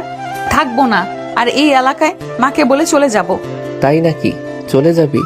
আমিও দেখব তুই আন্টিকে কি করে রাজি করাস। রাগে চোখ মুখ গাল লাল হয়ে আছে অনুর। পারছে না শুধু অনলকে পানি ঝাড়াই গিলে খেতে। অনল বেশ উপভোগ করছে অনুর এই রিয়েকশন। অনলকে মুচকি মুচকি হাসতে দেখে আরো বেশি রাগ হয় অনুর। জিদ্দে বলে, অসভ্যের মতো হাসবেন না। কেন রে অনু, তুই পেঁচিমুখী বলে কি আমিও পেঁচা? আমি তো হাসতে পারি। অনু আর কথা না বাড়িয়ে হাঁটা শুরু করে। অনল শব্দ করে হাসতে হাসতে বলে, রাগলে তোকে লাল টমেটোর মতো লাগে অনু। অনু দাঁড়িয়ে যায়। অনলের দিকে ঘুরে দাঁড়িয়ে শান্ত কণ্ঠে জিজ্ঞেস করে, আপনি কি আমায় ভালোবাসেন অনল ভাই? অনলের হাসি থেমে যায়। চুপ করে তাকিয়ে থাকে অনুর দিকে। উত্তরের জন্য অপেক্ষায় দাঁড়িয়ে রয়েছে অনু। শান্ত ও শীতল বাতাস দুজনকে ছুঁয়ে দিচ্ছে। হঠাৎই অনল ফিক করে হেসে বলে, তোকে ভালোবাসতে যাব আমি? তোর চাইতে তো রাস্তার কোনো পাগলিকে ভালোবাসাও উত্তম। এবার মনে হচ্ছে রাগে কান দিয়ে ধোঁয়া বেরোচ্ছে অনুর। চারপাশে অনলকে মারার জন্য কিছু খুঁজছে। এদিকে পেটে হাত চেপে অনল হেসেই চলেছে। ইটের অর্ধেক টুকরো হাতে তুলে নিয়ে অনলের দিকে এগিয়ে আসে অনু। অনল পেছাতে পেছাতে বলে, এটা দিয়ে মারিস না রে অনু, মাথা ফেটে যাবে। আর মাথা ফেটে গেলে রক্ত বের হবে। রক্ত বের হলে আমি মারা যাব, আর আমি মারা গেলে আমার হবু বউ বিধবা হবে। তুই এটা করতে পারিস না অনু। শেষের লাইনটা বলতে বলতে অনু দৌড়ে আসতে শুরু করে। এবার অনলও দৌড় শুরু করে। জিদ্ধে ইট ছুঁড়ে মেরে ক্ষান্ত হয় অনু। যদিও অনলের গায়ে লাগেনি, অনু হাঁপিয়ে উঠেছে। পুরোতে 2 হাত রেখে ঝুঁকে দাঁড়িয়ে নিঃশ্বাস নিতে নিতে স্বগতোক্তি করে বলে, অসভ্য বানরের দল, জীবনটা তেজপাতা করে দিচ্ছে। প্রায় 1 সপ্তাহ হয়ে গেছে ক্লাস শুরু হওয়ার। প্রথম দিনের পর থেকে কেউ আর কিছু বলেনি ওদের, কিন্তু ওই ছেলেগুলোর সঙ্গে দেখা হলেই কেমন যেন আর চোখে তাকিয়ে মিটিমিটি হাসতো। স্টাইল করে আজ শুধু শাল পরে এসেছিল অনু। সকালে হালকা রোদ দেখে ভেবেছিল আজ ঠান্ডা তেমন পড়বে না। ভার্সিটিতে আসার পর হলো তার উল্টা। অনু অনলকে ওদের ক্লাসের সামনে দিয়ে যাওয়ার সময় জানালা দিয়ে ডাক দেয়। অনল বলল, কি বলবি তাড়াতাড়ি বল, সময় নেই হাতে। আপনার জ্যাকেটটা দেন না, ভেতরে তো সোয়েটার পরেছেন। কোন দুঃখে ভেতরে সোয়েটার পরি বা ল্যাব কম্বল সাথে করে নিয়ে আসি, তাতে তোর কি? তুই কেন আমার জ্যাকেটের দিকে নজর দিবি, স্টুপিড মেয়ে? দেন না, এমন করেন কেন? খুব শীত করছে। করুক শীত, শীত করাই উচিত। ঢং করে সোয়েটার পরিসনি কেন? এখন থাক, দেখ কেমন লাগে। অনল সত্যি সত্যি জ্যাকেটটা দিল না, চলে গেল। অনুদের ক্লাসের কয়েকটা মেয়ে এবং ছেলে মিলে সাথীর জন্মদিন সেলিব্রেট করছিল ক্যান্টিনে। সাথী ওয়াশরুমে গিয়েছিল মুখ ধুতে। ক্যান্টিন থেকে বের হওয়ার সময় কিছু ছেলেদের হাসাহাসি করে বলা কথা অনলের কানে আসে। শালি এবার বুঝবে রিজেক্ট করার মজা। আমায় রিজেক্ট করে সাহস কত বড়। ওই শোন, সাথী আবার দেখেনি তো? আরে না, মন ওর চোখ ধরে নিয়ে আসছিল। ওই সময় আমি চেয়ারে সস ঢেলে রাখছিলাম, দেখে নাই। ছেলেগুলোর কথোপকথন শুনে অনলের মাথায় রক্ত উঠে যায়। সে সামনে এসে তিনটি ছেলেকে কষে থাপ্পড় দিল। অনল শাসিয়ে শাসিয়ে বলল, কলেজে এগুলো করতে আসছিস? প্রপোজ করলেই মেয়েদের রাজি হতে হবে মাপ চাওয়ার কাছে? কি হয়েছে রে? মানুষ চিনতে শেখো আগে, তারপর বন্ধুত্ব করবে। নিজের সিটটা গিয়ে আগে দেখে আসো। তুই যেখানে বসেছিলে সেই চেয়ারে ওরা সস রেখেছিল, রিভেন্স নিয়েছে। কেঁদো না। এক্সট্রা কোনো ওড়না থাকলে কোমরে বেঁধে নাও। নেই, আর সোয়েটারের ওপর দিয়ে হিজাব পরা। গেঞ্জি সিস্টেম সোয়েটার হওয়ায় খুলতেও পারবো না, আবার এই অবস্থায় কলেজের ভেতর যেতেও পারবো না। উপায়ন্তর না পেয়ে অনল নিজে ওর জ্যাকেট খুলে সাথীকে দেয়। তিনতলা থেকে সাথী আর অনলকে কথা বলতে দেখেছে অনু, জেসি আর সুফা। জ্যাকেট দেওয়ার দৃশ্যটি অগোচর হলো না। জেসি খেপে বলে, অসভ্যটা তোকে জ্যাকেট দিল না, অথচ সাথীকে ঠিকই দিল। অনু কিছু না বলে নির্জীব হয়ে তাকিয়ে রইল শুধু। হুট করে অনলের চোখও সেখানে যায়। দ্রুত অনু সেখান থেকে চলে যায়। সাথী বলল, অনেক ধন্যবাদ আপনাকে, একটা রিক্সা করে দেবেন প্লিজ? আসো। কথা বলতে বলতে ওরা ভার্সিটির বাইরে যায়। কৃতজ্ঞতার দৃষ্টিতে সাথী অনলের দিকে তাকায়। তিনুকে নিয়ে আইসক্রিম খেতে বেরিয়েছে অনু। শীতের দিনে আইসক্রিম খাওয়ার আলাদা রকম মজা আছে, কিন্তু বাবা মা একদম পছন্দ করে না, তাই দু বোন লুকিয়ে বের হয়েছে। দোকানে যাওয়ার পর দেখা হয় এক পরিচিত ভিক্ষুকের সঙ্গে। অনু তাকে চেনে, বৃদ্ধা মহিলা। এই বয়সে কই আরামায়েশ করে খাবে তা না, ভিক্ষা করতে হচ্ছে। ছেলেরা তাদের বউ নিয়ে আলাদা থাকে।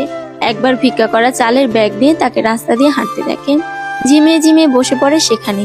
অনু কাছে গিয়ে দেখে বৃদ্ধার প্রচন্ড জ্বর শরীরে। সেদিন তার থেকে ঠিকানা নিয়ে বাড়িতে পৌঁছে দিয়েছে রিক্সা করে। বাড়ি না বলে বস্তি বলা যায়। বাড়ি যাওয়ার আগে ডাক্তার দেখিয়ে ওষুধ আর কিছু খাবার কিনে দিয়েছিল। আবেগে বৃদ্ধা চোখের পানি ঝরঝর করে ছেড়ে দেন। সেই থেকে বৃদ্ধা প্রায় এই এলাকায় আসতো। অনু জিজ্ঞেস করলো, দাদু এখানে কি করছেন? তিনি পিছু ফিরে অনুকে দেখে খুশি হন। ভাঙা ভাঙা গলায় বলেন, দুধের প্যাকেট নিতে আইছিলাম বোন, কিন্তু আমার কাছে 12 টাকা আছে শুধু। অনুর মায়া হলো তার কথা শুনে। সে নিজেই তাকে দুধের প্যাকেট কিনে দিল। তিনি অনুর মাথায় হাত রেখে দোয়া দেন, আল্লাহ তোরে বাঁচাইয়া রাখুক বোন, সারা জীবন ভালো থাক, দোয়া করি। অনু মুচকে হাসে। তাকে একটা রিক্সা ঠিক করে ভাড়াও দিয়ে দেয়। ছোটবেলা থেকে এমন পরোপকারীর স্বভাবটা অনুর মাঝে আছে। সাধ্যের মধ্যে সব সময় চেষ্টা করে আশেপাশের মানুষদের সাহায্য করতে। আইসক্রিম খেতে খেতে দু বোন রাস্তা দিয়ে হাঁটছে। অনুর এমন পরোপকারীর স্বভাব দেখে তিনু জিজ্ঞেস করে, তুমি যে সবাইকে এত সাহায্য করো, এতে কি লাভ হয় আপু? আজ ওদের বিপদে আমি সাহায্য করেছি, একদিন ওরা আমার বিপদে সাহায্য করবে। ছাই করবে। তোমার মন অনেক নরম আপু, এরা স্বার্থের জন্যই তোমায় এত ভালোবাসা দেখায়। একদিন বিপদে পড়ে দেখো, সবাই লেজ গুটিয়ে পালাবে, আসল চেহারা বের হবে তখন। তিনুর কথায় অনুকে বিচলিত হতে দেখা গেল না, বরঞ্চ মৃদু সহাস্যে বলল, বেশ তো, তাতেই বা সমস্যা কি? আমার আল্লাহ আছে না, তিনি আমার জন্য যথেষ্ট। আমার বিপদের সময় তার থেকেই আমি সাহায্য পাবো, আমার বিশ্বাস। আপু বল। তুমি আমার অনুপ্রেরণা। অনু বোনের কাজ জড়িয়ে ধরে বলে, পাগলি। বাড়ি পর্যন্ত যেতে যেতে আইসক্রিম খাওয়া শেষ হয়ে যায়। বাড়িতে যাওয়ার পর আমেনা বেগম জিজ্ঞেস করেন, দুজনে মিলে কই গেছিলি? একটু নিচে গেছিলাম মা। সারাক্ষণ শুধু টই টই করে ঘুরে বেড়ানো না, যা পড়তে বস। তিনু অনিচ্ছা নিয়ে পড়তে বসলো, কিন্তু পড়াতে মন নেই। অনেকের সঙ্গে কথা বলতে ইচ্ছে করে। এখন ফোন করাটা কি ঠিক হবে? না থাক, দরজা লাগালেই মা খ্যাচখ্যাচ করবে।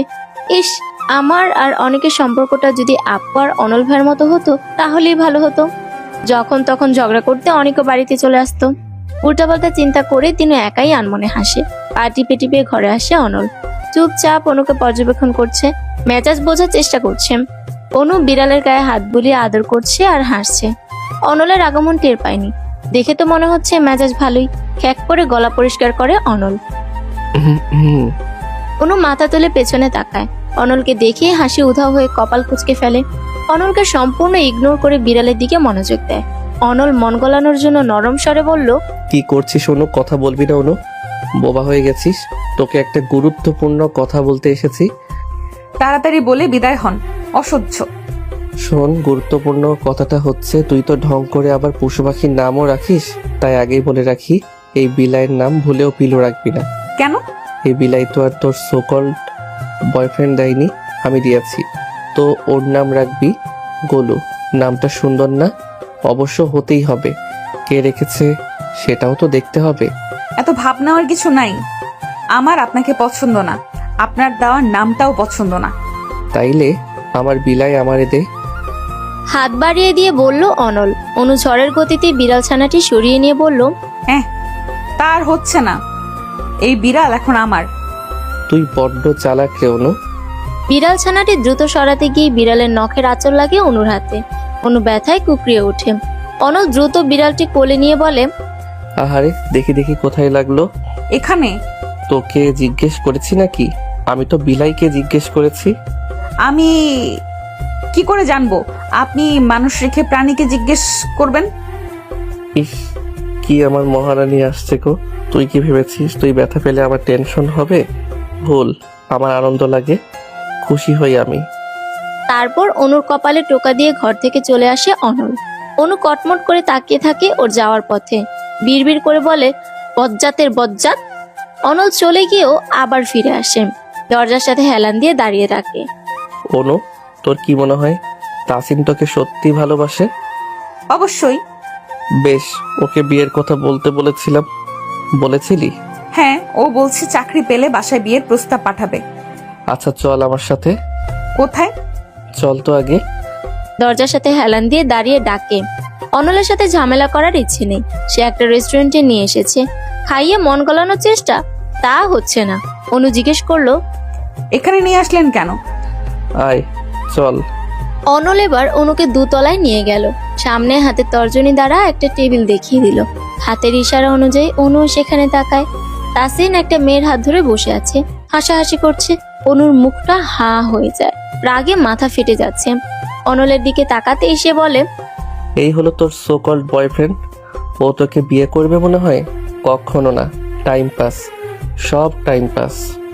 অনু হনহন করে তাসিনের দিকে গেল। টেবিলের উপর থাপ্পড় বসিয়ে দু হাত রেখে তাসিনের দিকে ঝুঁকে দাঁড়ায়। ভূত ডাকার মতো চমকে যায় তাসিন। তুতলিয়ে তুতলিয়ে বলে, তুমি? শালা তোতলা গাধা বলদ হারামজাদা, আমার সাথে প্রেম করে এখন আবার অন্য মেয়ে নিয়ে রেস্টুরেন্টে আসছিস? তোর কলিজা কত বড়, আজ তোর কলিজা বের করে দেখবো আমি, দাঁড়া। তনু সোজা হয়ে দাঁড়িয়ে এদিক সেদিক খুঁজে টেবিলের উপরই একটা ছোট চাকু পায়। উপস্থিত সকলেই প্রায় হতভম্ব হয়ে তাকিয়ে আছে, এমনকি তাসিনের নতুন গার্লফ্রেন্ডও। অনল দৌড়ে গিয়ে অনুকে আটকায়। খ্যাপা বাঘিনীর মতো অনু বলে, ছাড়ে না আমায়, আজ এই শালার কলিজা বের করবই আমি। থাম থাম অনু, এমন করিস না। অনেক বুঝিয়ে শুনিয়ে শান্ত করে অনুকে। বড় বড় শ্বাস নিচ্ছে অনু। তাসিন সাহস করে বলে, আমার কথা। অনু ঠাটিয়ে এক থাপ্পড় বসায় তাসিনের গালে। কাঁটা চামচ হাতে তুলে নিয়ে একদম তাসিনের মুখের সামনে ধরে বলে, দেখেছিস হাতে কি? নেক্সট টাইম আর যদি আমার সামনে আসিস তাহলে কাঁটা চামচ দিয়ে তোর চোখ আমি উপড়ে ফেলবো। আজ থেকে তোর সাথে আমার ব্রেকআপ। কাঁটা চামচ রেখে একটা টিস্যু নিয়ে বেরিয়ে আসে অনু। তাসিন গালে হাত দিয়ে বসে আছে, থাপ্পড়টা খুব লেগেছে। অনল ওর নতুন গার্লফ্রেন্ডকে বলে, আপু আপনি কিছু বলবেন না? লুচ্চা ছেমড়া, কতগুলা মেয়ের লগে রিলেশন করস তুই? ভাগ্যের শুরুতেই সব জানতে পারছিলাম। বেয়াদব, আমারও তোর সাথে ব্রেকআপ। মেয়েটি চলে যাওয়ার পর অনল সেখানে বসে, কাঁটা চামচ টেবিলের ওপর ঘোরাতে ঘোরাতে বলে, প্রথমে যদি ভালো কথাই নিজেই অনুর জীবন থেকে সরে যেতে, তাহলে আজ সবার সামনে তোমায় অপমানিত হতে হতো না, আবার নতুন গার্লফ্রেন্ডও হাতছাড়া হতো না। তাসিন নির্বাক। অনল চেয়ার ছেড়ে উঠে দাঁড়িয়ে বলে, এতগুলো গার্লফ্রেন্ড পালতে শুধু চেহারা আর টাকা থাকলেই হবে না, বুদ্ধিও থাকা লাগবে, গবেট। অনল রেস্টুরেন্টের বাইরে এসে দেখে অনু কাঁদছে। আর একটু পরপর টিস্যু দিয়ে নাক মুছছে। এজন্যই তাহলে টিস্যুটা নিয়ে এসেছিল। অনলকে দেখে অনু ঠোঁট বাঁকিয়ে কেঁদে বলে, ওই বজ্জারটা কেমনে পারলো? আহারে থাক, কাঁদিস না অনু, চল আজ তোকে ঘুরতে নিয়ে যাব। অনু রাজি হলো। এখন তার মন ফ্রেশ করা দরকার। সারা বিকেল ঘুরে ফিরে সন্ধ্যার দিকে বাড়িতে পৌঁছে দেয়। বাড়ির ভেতর যাওয়ার আগে ঘুরে দাঁড়িয়ে অনু বলে, তাসিনের আসল চেহারাটা ধরিয়ে দেওয়ার জন্য থ্যাঙ্কস। আর সারা বিকেল আপনার সাথে ঘুরেছি বলে ভাববেন না আপনার উপর আমার কোনো রাগ নেই। রাগ আছে, অনেক রাগ আছে। কেন? আমি আবার কি করলাম? নাটক করবেন না। আপনি অনেক স্বার্থপর একটা লোক। সকালে যে আমি জ্যাকেট চাইলাম তখন তো আমায় দিলেন না, অথচ সাথীকে ঠিকই দিলেন। সিচুয়েশনটা অন্যরকম ছিল অনু, তুই আমায় ভুল বুঝছিস। আমি কোনো ভুল বুঝছি না। আমি স্পষ্ট দেখেছি সাথী কেমন করে যেন আপনার দিকে তাকাচ্ছিল। বিশ্বাস না হলে জেসি আর শুভাকেও জিজ্ঞেস করে দেখতে পারেন। অনল হ্যাচকা টানে অনুকে কাছে এনে দেয়ালের সাথে ঠেস দিয়ে দাঁড় করায়। অনলের হাত দেয়ালে, অনু ওর দুহাতের মাঝে বন্দি। বেশ অবাক এবং ভয়ও পায় এমন কাণ্ডে। এত কাছে অনল এর আগে কখনো আসেনি। অনলের উত্তপ্ত নিঃশ্বাস অনুর মুখের উপর পড়ছে। ধীরে ধীরে অনুর নিঃশ্বাসও কেমন জানি ভারী হয়ে আসে। মোহমীয় দৃষ্টিতে অনুর চোখে চোখ রেখে অনল জিজ্ঞেস করে, ভালোবাসিস আমায়? অনলকে ধাক্কা দিয়ে সরিয়ে মুক্ত হয়ে নিল অনু। ভেঙচি কেটে বলল, আসছে, ভালোবাসিস আমায়, ঢং যত সব। ঢং? তা নয় তো কি? আচ্ছা যদি ঢংই হয় তাহলে তুই সাথীর প্রতি জেলাস হচ্ছিস কেন? আমি মোটেও জেলাস হইনি। আপনি আমায় জ্যাকেট দেননি, অথচ ওকে দিয়েছেন, এই জন্য আমার রাগ হয়েছিল। নিকুচি করি তোর রাগের। আর আপনার রাগকে আমি নিমকুচি করি। সারা জীবন অনু সিঙ্গেল থাকবে দরকার হলে, তবুও তো আপনাকে ভালোবাসবেন না, না না, কখনো না। অনু চলে যায় ভেতরে। অনল হতবিহম্বল হয়ে দাঁড়িয়ে থাকে কিছুক্ষণ। এই মেয়ে সাংঘাতিক লেভেলের হিংস্র, তবে টোপ দিলে গিলবে নির্ঘাত। পরের দিন ভার্সিটিতে যাওয়ার পর একদম অনাকাঙ্ক্ষিত ভাবেই সাথীর সাথে দেখা হয়ে যায়। পারতপক্ষে বলা যায় সাথী নিজ থেকে পত্রত করে দাঁড়িয়েছে। ঠোঁটের কোণে মিষ্টি হাসি। মিষ্টি করে হেসে সাথী জিজ্ঞেস করলো, ভালো আছেন? আলহামদুলিল্লাহ ভালো, তুমি? আমিও আলহামদুলিল্লাহ। অনুকে তখন দেখা গেল জেসি আর শুভার সাথে এদিকে আসছে, আর চোখে ওদের দিকেও তাকাচ্ছে। অনল বেশ মজা পাচ্ছে। সে ঠোঁটে চওড়া হাসি টেনে বলে, কফি খাবে? হ্যাঁ, খাওয়া যায়। ওদের দুজনের কথোপকথন শুনতে না পেলেও দুজনকে ক্যান্টিনের দিকে যেতে দেখা গেল। অনু নাক মুখ কুচকে ফেলে। শুভা বলে, এদের কাহিনীটা কি রে? আমি কি করে বলবো? রাগ করছিস কেন? আমি তোকে জিজ্ঞেস করলাম নাকি? তুই চুপ করে থাক। কথায় না পারলে চুপ করে থাক। জেসি ওকে চুপ করতে বল, নয়তো একটা কেলেঙ্কারি হয়ে যাবে বলে দিলাম। সকাল সকাল এত চটে যাচ্ছিস কেন? ও, এখন তুইও তাহলে শুভার দলে? ভালো, খুব ভালো। রাগ দেখিয়ে হনহন করে অনু ক্লাসে চলে যায়। পিছু পিছু জেসি আর শুভাও আসে। কলম কামড়াচ্ছে অনু, আর একটু পর পর দরজার দিকে তাকাচ্ছে। হয়তো সাথীর আসার জন্যই অপেক্ষা করছে। কিন্তু সেই যে ক্যান্টিনে গিয়ে ঘাপটি মেরে রইল, এখনো তো আসার কোনো নামই নেই। অদ্ভুত, কি রসের আলাপ দুজনে শুরু করেছে কে জানে। শুভা মৃদু স্বরে বলল, সরি। আমিও সরি, শুধু শুধু রাগ দেখিয়েছি। বাহ, দুজনেরই তো মিল হয়ে গেল। চল ক্যান্টিনে যাই, কিছু খেয়ে আসি। জেসির প্রস্তাবে সবচেয়ে বেশি খুশি অনুই হলো। সঙ্গে সঙ্গে হ্যাঁ বোধক গাড় নাড়িয়ে ক্যান্টিনে যাওয়ার জন্য ক্লাস থেকে বের হলো। ওরা ক্যান্টিনে ঢুকেছে। সাথী আর অনল ক্যান্টিন থেকে বের হয়েছে। অনুর মুখোমুখি হয়ে ফিচেল হাসে অনল। দাঁত কেলিয়ে বলে, কিছু খাবি অনু? খেলে খা, বিল আমি দেব। আমার টাকা আছে, আপনার টাকা লাগবে না। আরে এমন করিস কেন? তুই আমার ছোট বোন, তোকে তো আমি খাওয়াতেই পারি। অনুর মাথা ভন ভন করছে। শালা বললোটা কি? অনুর চোখে মুখে রাগ থাকলো সাথী বেশ খুশি হলো। অনুকে জিজ্ঞেস করলো, তুমি আর অনল আপন ভাই বোন? রাগের চোটে অনুর মুখ থেকে কথাই বের হচ্ছে না। অন্যদিকে অনল বেশ মজা নিচ্ছে। জেসি তখন কাট কাট গলায় বলে, না সাথী, অনল ভাইয়ার আম্মু আর অনুর আম্মু বেস্ট ফ্রেন্ড। সেই সূত্রে ওদের পারিবারিক বন্ডিং আছে। অনু যেহেতু অনল ভাইয়ার থেকে বয়সে ছোট, সেহেতু অনু তো তাকে ভাইয়া বলেই সম্বোধন করবে, তাই না? ও, সাথে সৌজন্যমূলক হাসলো। অনু, জেসি এবং শুভা আর কথা না বাড়িয়ে ক্যান্টিনের ভেতর চলে যায়। অনল বিড়বিড় করে বলে, জল জল, আরো জল, দেখবি আর জ্বলবি, লুচির মতো ফুলবি। সূর্যের দেখা আজ প্রায় নেই বললেই চলে। ঘন শুভ্র কুয়াশার আড়ালে আচ্ছাদিত অবস্থায় আছে এখন সূর্য। ল্যাপের নিচে অনেকক্ষণ বসে থেকে 1 মিনিটের জন্য বের হলেই আবারও শরীর ঠান্ডা হয়ে যায়। তাই প্রয়োজন ব্যতীত আজ কেউই বাইরে যাচ্ছে না। তিনি কলেজ থেকে এসে সেই যে ল্যাপের ভিতর ঢুকেছে আর বের হয়নি। সন্ধ্যায় খালেদ রহমান বাড়ি ফিরেন। সচরাচর বাড়ি ফিরতে তার 10টা বাজে, সেই তুলনায় আজ অনেক আগেই ফিরেছেন। চোখে মুখে গাম্ভীর্যের সঙ্গে রয়েছে অন্য এক খুশির আভাস। আমেনা বেগমের উদ্দেশ্যে বলেন, 1 কাপ চা নিয়ে ঘরে আসো তো। আমেনা বেগম চা নিয়ে ঘরে আসেন। খালেদ রহমান চায়ের কাপ নিয়ে বললেন, বসো এখানে। ওর জন্য ভালো একটা পত্র পেয়েছি, দেখতে শুনতে সব দিক দিয়ে ভালো, পরিবারও মাশাআল্লাহ। এত তাড়াতাড়ি অনুর বিয়ে দিতে চাচ্ছ যে? এত তাড়াতাড়ি কোথায় দেখলে? ওনা এখন ভার্সিটিতে পড়ে, সেই ঝোড়ই নেই এখন। আর মেয়েদের বেশি বয়স হওয়ার আগেই বিয়ে দিয়ে দেওয়া উচিত। অনুকে একবার বলা উচিত না? হ্যাঁ বলবে। আমার মনে হয় না ছেলেকে কোন দিক থেকে ওর আর তোমার পছন্দ হবে। ছেলেকে সেটা জানো তুমি অবাক হবে। হ্যাঁ, ইউসুফের কথা মনে আছে না? তোমার তো ভালো করে মনে থাকার কথা। অনেকের মামাতো ভাই, হ্যাঁ 10-15 দিন হবে সুইজারল্যান্ড থেকে দেশে বেড়াতে এসেছে। আমাদের অনুকে দেখে পছন্দ করেছে। কি ভদ্র ছেলে, মেয়ে পছন্দ হয়েছে, ডিরেক্টর বাবাকে নিয়ে দিয়ে আমায় বলিয়েছে।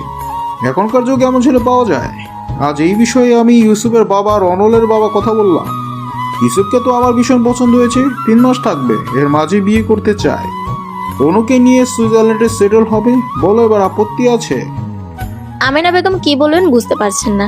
তিনি একটা ঘোরের মাঝে আছেন। ইউসুফ অনলদের বাসায় এসে তার সাথেও দেখা করে গেছে, কিন্তু হাবভাবে এমন কিছুই মনে হয়নি, এমনকি কিছু বলেও নি। তিনি জড়তা রেখে বললেন, অনু আমাদের ছেড়ে এত দূরে থাকবে? মানে বলছিলাম যে। এইটা আবার কি কথা বললে? মানুষ কি বিদেশে থাকছে না? তোমার তো আরো খুশি হওয়ার কথা। কজন মেয়ে এমন ভাগ্য পায়? যা ওনাকে দিয়ে খবরটা দাও। সম্পূর্ণ অনিচ্ছা থাকার সত্ত্বেও বসা থেকে উঠলেন আমেনা বেগম। ধীর পায়ে অনুর রুমে এগিয়ে যান। বিছানায় শুয়ে শুয়ে তখন ফেসবুকিং করছিল অনু। আমেনা বেগমকে তাকিয়ে থাকতে দেখে অনু বলল, মা তুমি ওভাবে দরজার সামনে দাঁড়িয়ে আছো কেন? ভেতরে আসো। কি ব্যাপার?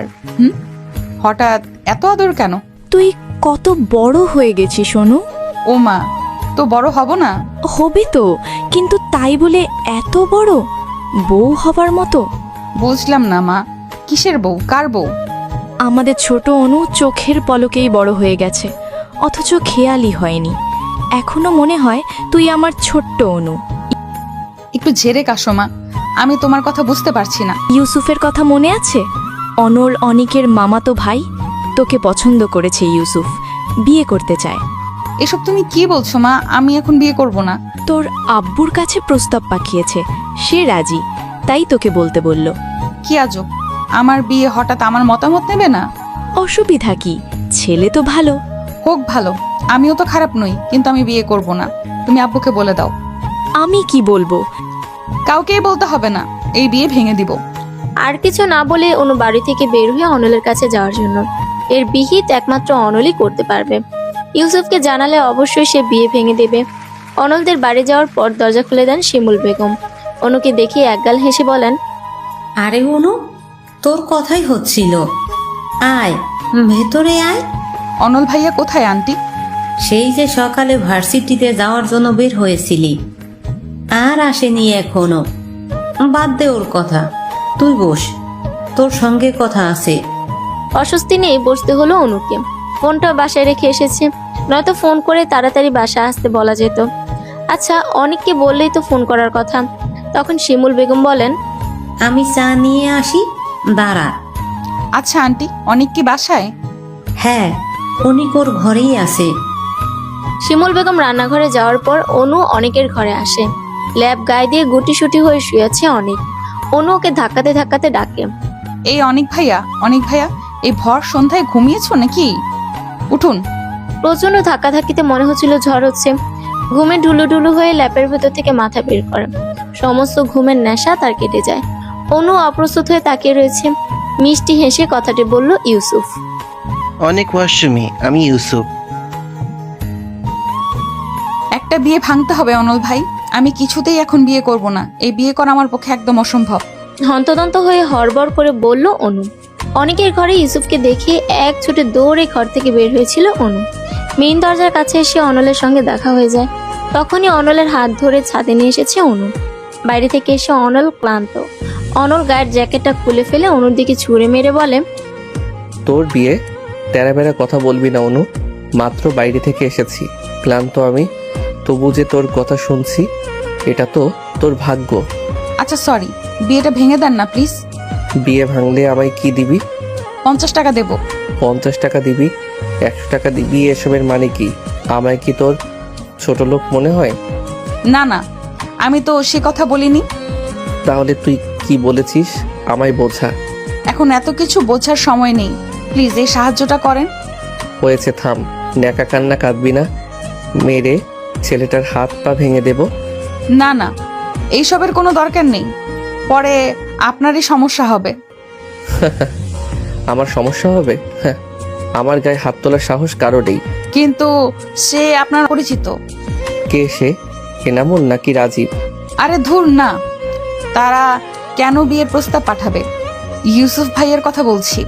ইউসুফ ভাইয়া মানে আমার মামাতো ভাই? তুই মজা নিচ্ছিস না অনু? একদম না, আমি সত্যি বলছি। কিন্তু আমি বিশ্বাস করছি না, দুনিয়াতে এত মেয়ে থাকতে তোর মতো গবেট মার্কে একটা মেয়েকে ভাইয়া বিয়ে করতে চাইবে? অসম্ভব। তোর সব ঢপবাজিতে আমি গলছি না।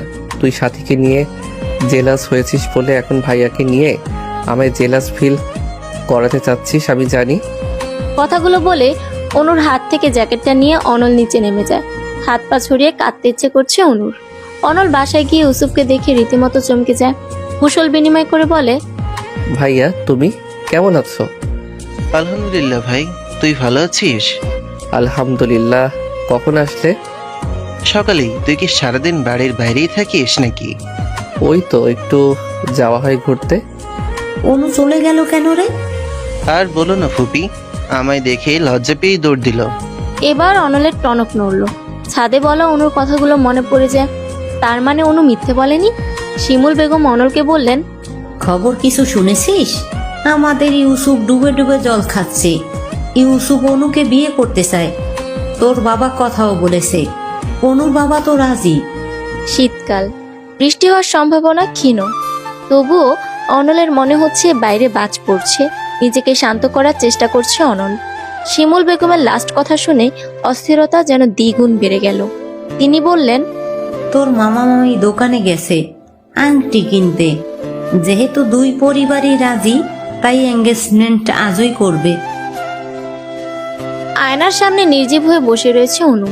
খালেদ রহমান যখন বললেন এঙ্গেজমেন্ট আজই হবে, তখন থেকে একদম নিশ্চুপ হয়ে গেছে অনু। ইউসুফদের আসতে রাত একটু বেশি হলো। আমিনা বেগম খাবারের বিশাল বন্দোবস্ত করে ফেলেছে। নাস্তা দেওয়া হলো। কিছুক্ষণ পর অনুকে নিয়ে এলো তিনু। মাথায় ঘুমটা টানা। ইউসুফের পাশে বসানো হয় অনুকে। ইউসুফের বাবা হেসে বলেন, বেয়াই সাহেব, মেয়ে কি দেখবো বলেন? ছোট মেয়েটা যে এত বড় হয়ে গেল টেরই পেলাম না। ইউসুফ হুট করে আবদার করে বসে অনুকে বউ করে আনবে। অনুকে তো আমাদের শুরু থেকেই পছন্দ, আপত্তি করার প্রশ্নই আসেনি। আমার ছেলের পছন্দ কিন্তু মানতে হবে মশাই। উত্তরে খালেদ রহমান হাসেন। তারা দিয়ে বলেন, তা যা বলেছেন, আপনার ছেলেও কম নয়। এ কি, চা নিচ্ছেন না কেন? চা নিন, ইউসুফের বাবা বললেন। তা নিচ্ছি, আগে এঙ্গেজমেন্টটা হয়ে যাক। আচ্ছা, এত ঘরোয়াভাবে সবকিছু হওয়াতে আপনাদের কোনো সমস্যা নেই তো? একদমই না। ইউসুফের বাবা আংটিটা ইউসুফকে দিয়ে বললেন, নে, আংটিটা পরিয়ে দে। ইউসুফ ডান হাতে আংটি নিয়ে বাম হাত বাড়িয়ে দেয় অনুর দিকে। অনু সরাসরি অনলের দিকে তাকায়। তার চক্ষু ভরে অশ্রু জমা হয় মুহূর্তে। অনু মাথা নত করে কেঁদে ফেলে। আমিনা বেগম ছুটে এসে অনুর মাথাটা বুকে চেপে ধরে বললেন, পাগলি মেয়ে, কাঁদছিস কেন?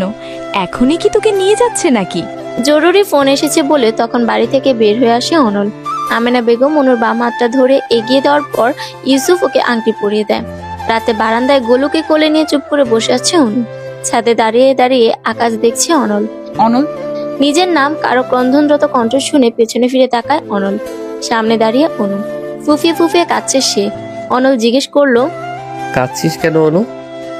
অনু দৌড়ে এসে ঝড়ের বেগে আছড়ে পড়ে অনলের বুকে। জ্যাকেট খামচে ধরে হাউ মাউ করে কাঁদতে কাঁদতে বলে, প্লিজ বিয়েটা ভেঙে দেন, আমি অন্য কাউকে বিয়ে করতে পারবো না। অনলের ভেতর ঝড় বয়ে যাচ্ছে। অনু অনলের শার্টের কলার চেপে ধরে কাঁদতে কাঁদতে বলে, ভেঙে দিবেন তো এই বিয়ে? শুধু শুধু পাগলামি করছিস অনু। ইউসুফ ভাইয়া অনেক ভালো ছেলে, তোকে অনেক সুখে রাখবে। তবে তোকে খুব মিস করবো রে। তোর সাথে আর ঝগড়া করা হবে না। তোর পেছনে লাগা হবে না। সুইজারল্যান্ড গিয়ে কি আমায় ভুলে যাবি অনু? অনু এবার আরো জোরে হামা করে কেঁদে ওঠে। ওইভাবে শার্টের কলার চেপে ধরে বলে, আপনি বলেছিলেন না আমি বোকা। সত্যি ভালোবাসা কোনটা, আবেগ কোনটা আমি বুঝি না। সত্যি এতদিন আমি বুঝিনি যে মানুষটা সারাক্ষণ আমার সাথে ঝগড়া করে সেই মানুষটাকেই আমি ভালোবাসি।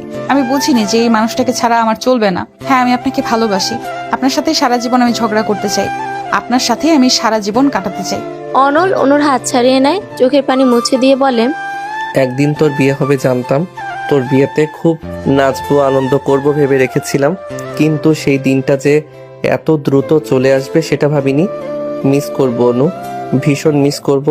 শীতের মধ্যে আর এখানে থাকিস না, বাড়ি চলে যা। আপনি কি বুঝতে চাচ্ছেন না? না বুঝতে পারছেন না? এড়িয়ে যাচ্ছেন কেন? এড়িয়ে যাবেন না প্লিজ। দয়া করে আমার মনের অবস্থাটা একটু বোঝার চেষ্টা করুন। আমার আপনাকে প্রয়োজন, শুধুই আপনাকে। কাঁদতে কাঁদতে হেঁচকে উঠে যায়। আস্তে আস্তে শরীরটাও নিস্তেজ হয়ে আসে। কথাগুলো কেমন জড়িয়ে জড়িয়ে যাচ্ছে। একসময় সেন্সলেস হয়ে অনলের উপরই পড়ে যায় অনু। দু হাতে আঁকড়ে ধরে সে অনুকে, বুকের সাথে শক্ত করে চেপে ধরে অনল বলল, সরি। দু ফোঁটা অশ্রু গড়িয়ে পড়ে অনলের চোখ থেকে। মাঝরাতে অনুর ঘুম ভাঙলে সে নিজেকে বিছানায় আবিষ্কার করে। বিছানার পাশে মোবাইল হাতটাও মোবাইল পেল না। উঠে দাঁড়াতে অলসতা লাগছে, শরীরে মনে হচ্ছে শক্তি নেই। কিছুক্ষণ ঝিম মেরে বিছানাতেই বসে থাকে। খোলা চুলগুলো হাত কোপা করে বিছানা থেকে নামে। লাইট জ্বালিয়ে দেখে গোলু ফ্লোরের এক কোণায় গুটিসুটি হয়ে শুয়ে রয়েছে। এই ঠান্ডার মধ্যে বেচারাকে কষ্ট দিচ্ছে ভেবে অনু নিজেরই খারাপ লাগছে। গোলুর জন্য ছোট্ট বাক্সে আলাদা বিছানা বানিয়েছিল অনু। ওকে তুলে নিয়ে সেই বাক্সের বিছানায় শুয়ে দেয়। ওর জন্য বানানো ছোট্ট ল্যাপটা গায়ে জড়িয়ে দিল। গোলু একবার চোখ মেলে তাকিয়ে আবার চোখ বন্ধ করে ফেলে। অনু ওর মাথা চুলকে দেয় কিছুক্ষণ। বারান্দায় গিয়ে দেখে তিতুস খাঁচার মধ্যে ঝিমুচ্ছে। ওর খাবার প্রায় শেষ। ঘর থেকে খাবার আর পানি দিয়ে যায়। তখন দৃষ্টি চলে যায় অনলের ঘরের দিকে। এখনো ওর ঘরে আলো জ্বলছে। অনুর মনে পড়ে যায় ছাদের ঘটনাটির কথা। অনলের নিষ্ঠুরতার কথা ভাবতেই একদলা ভারী মেঘ এসে জমা হয় চোখের কার্নিশে, যার শেষ ফলাফল হিসেবে নেত্রপল্লব অশ্রুতে ভিজে ওঠে। দীর্ঘশ্বাস নিয়ে অনু ঘরে ফিরে আসে। ওয়ার্ড্রপ থেকে জামা কাপড় বের করে শাড়িটা আগে খুলে ফেলে। তারপর ওয়াশরুমে চলে যায় ফ্রেশ হতে। সকালে অনুর ঘুম ভাঙে আমেনা বেগমের ডাকে। চোখ না মেলেই অনু বলে, বলো। ইউসুফ এসেছে তোর সঙ্গে দেখা করতে। এত সকালে? এত সকাল কোথায় পেলি? 11টা বাজতে চলল। অনু নিশ্চুপ, আবার ঘুমিয়ে পড়েছে নির্ঘাত। তিনি কাঁধে ধাক্কিয়ে আবার ডাকেন, উঠ রে অনু, ছেলেটা সেই কখন থেকে বসে আছে। যাও, আসছি। তাড়াতাড়ি। আমেনা বেগম চলে যাওয়ার প্রায় 5 মিনিট পরে অনু উঠে। আরো পরে উঠতো যদি না তিনু এসে ডেকে যেত। অনু ফ্রেশ হয়ে ড্রয়িং রুমে আসে। ড্রয়িং রুমে কেউ নেই। রান্নাঘরে ওকে দিয়ে দেখে আমেনা বেগম রান্না করছেন। সম্ভবত দুপুরে রান্না করছেন। আয়োজন বেশ ভালোই। উনি কোথায় জিজ্ঞেস করে অনু। আমেনা বেগম পিছনে ফিরে বলেন, তোর আক্কেল জ্ঞান কবে হবে বলতে পারিস? কখন থেকে এসে অপেক্ষা করছে। কোথায় সে? ছাদে। আচ্ছা। অনু চলে যাওয়ার সময় আমেনা বেগম পিছু ডেকে 2 মগ কফি এগিয়ে দিয়ে বলেন, খালি মুখে কথা বলবি নাকি? কফি নিয়ে যা। অনু কোনো প্রত্যুত্তর করলো না, শুধু নীরব হয়ে কফির মগ দুটো হাতে নিয়ে ছাদে চলে যায়। ছাদের রেলিং ধরে ধীর পায়ে এ মাথা থেকে ও মাথা পর্যন্ত হাঁটছে ইউসুফ। কুয়াশা থাকলেও মৃদু রোদও রয়েছে। পরিবেশটা ওর বেশ ভালোই লাগছে। আপনার কফি। অনুর কণ্ঠ শুনে পেছনে তাকায় ইউসুফ। হাত বাড়িয়ে কফির মগ নিয়ে বলে, থ্যাংক ইউ। ওয়েলকাম। হুট করে চলে আসায় বিরক্ত হওনি তো? বিরক্ত হলে কি চলে যাবেন? ইউসুফ অপ্রস্তুত হয়ে পড়ে। অনু মেয়েকে মৃদু হেসে বলে, just kidding, don't be serious. অনুর হাসিতে তাল মেলালেও ইউসুফের কেন জানি খটকা লাগছে। ঘাপলা অন্য কিছু মনে হচ্ছে। কফিটা কেমন হয়েছে? অসাধারণ। তুমি বানিয়েছো? না, মা বানিয়েছে। আমি এত ভালো কফি বানাতে পারি না। দুজনই নিশ্চুপ। অনুর দৃষ্টি মাঠের দিকে। এলাকার বাচ্চাদের সঙ্গে ফুটবল খেলছে অনল। বাচ্চাদের মতোই হাসছে। কত খুশি ছেলেটা। অনুর ঠোঁটের কোণে তাচ্ছিল্যকর হাসি ফুটে ওঠে। অনু, তুমি এই বিয়েতে রাজি তো? অনু এবার শব্দ করে হেসে ফেলে। হাসতে হাসতে বলে, এই প্রশ্নটা কি আরো আগে আমাকে করা উচিত ছিল না? অনু, তোমার সঙ্গে রিলেশন করার মতন কোনো ইচ্ছা আমার ছিল না। আমার ইচ্ছে ছিল আমি তোমায় বিয়ে করে বউ বানাবো। এজন্য বাবাকে দিয়ে সোজা বিয়ের প্রস্তাব পাঠিয়েছি। সমস্যাটা এখানেই। আমার পরিবার আপনার পরিবারের মতো নয়। আপনার পরিবারে আপনার অনেক গুরুত্ব রয়েছে। ইচ্ছের দাম রয়েছে, যেটা আমার পরিবারে আমার নেই। এমনকি একটা বার আমায় জিজ্ঞাসা করা হয়নি আমি কি চাই, আমি বিয়েতে রাজি কিনা। তাহলে কি তুমি বিয়েতে রাজি নও? না হলেও বা আপত্তি কোথায়? বিয়ে তো হবেই, বাবা মায়ের ইচ্ছে বলে কথা। বাবা মা শখ, বাবা মা বললেই হবে নাকি? সংসার করব আমরা, আমাদের মতামত দরকার সবার আগে। তুমি আমায় ক্লিয়ার করে বলো, তুমি এই বিয়েতে রাজি? অনু কিছুক্ষণ চুপ করে থাকে, তারপর চোখে চোখ রেখেই বলে, না। ইউসুফ কি বলবে বুঝতে পারছে না, বাক শক্তি লোপ পাওয়ার জোগাড়। গোপনে দীর্ঘশ্বাস নিয়ে বলে, তাহলে এই বিয়ে হবে না, তুমি নিশ্চিন্তে থাকো। ইচ্ছার বিরুদ্ধে বিয়ে করার মতন ছেলে আমি নই। আমি বাড়িতে গিয়ে বাবাকে বলবো। যাচ্ছি এখন। দুপুরের খাবারটা খেয়ে যান, মা আপনার জন্য রান্না করছে। অন্য একদিন খাবো অনু, আজ আসি। ইউসুফ সরাসরি নিজেদের বাড়ি চলে যায়। যাওয়ার আগে আমেনা বেগমের সঙ্গেও দেখা করে যায়নি, তাহলে এভাবে না খেয়ে কখনোই আসতে দিতেন না। অন্যদিকে অনুর এমন চটপটে স্বীকারোক্তি ওকে পীড়া দিচ্ছে। ভুলটা নিজেরই মনে হচ্ছে। সে যদি নিজেই একবার অনুকে জিজ্ঞেস করত। ইউসুফ চলে যাওয়ার পরও অনু কিছুক্ষণ ছাদে পায়চারি করে, লুকিয়ে লুকিয়ে অনলকেও দেখে। অনলের দৃষ্টি যে ছাদের দিকে নেই তা কিন্তু নয়, ও নিজেও খেলার ছলে একটু পরপর ছাদের দিকে তাকাচ্ছে। ইউসুফের সঙ্গে অনুকে দেখে কষ্ট হলো, সরে যেতে পারছিল না। অনু রাতে ঘুমিয়েছিল কিনা তার জানা নেই, কিন্তু তার চোখের পাতায় ঘুম সারা রাতে একবারও আসেনি। অনু ইউসুফের বউ হবে এটা ভাবতেই যেন বুকটা মোচড় দিয়ে ওঠে। অজানা অদৃশ্য কষ্টটা জেগে ধরে। অনুও ভালোবাসাটা আগে ফিল করতে পারেনি, হয়তো অনলও নয়, তবে এখন যে অনুভূতি হচ্ছে তার নাম কি?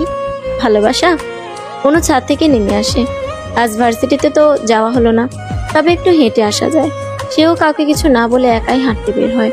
মাঠের পাশ দিয়ে যাওয়ার সময় অনল দৌড়ে আসে। হাঁপাচ্ছে সে।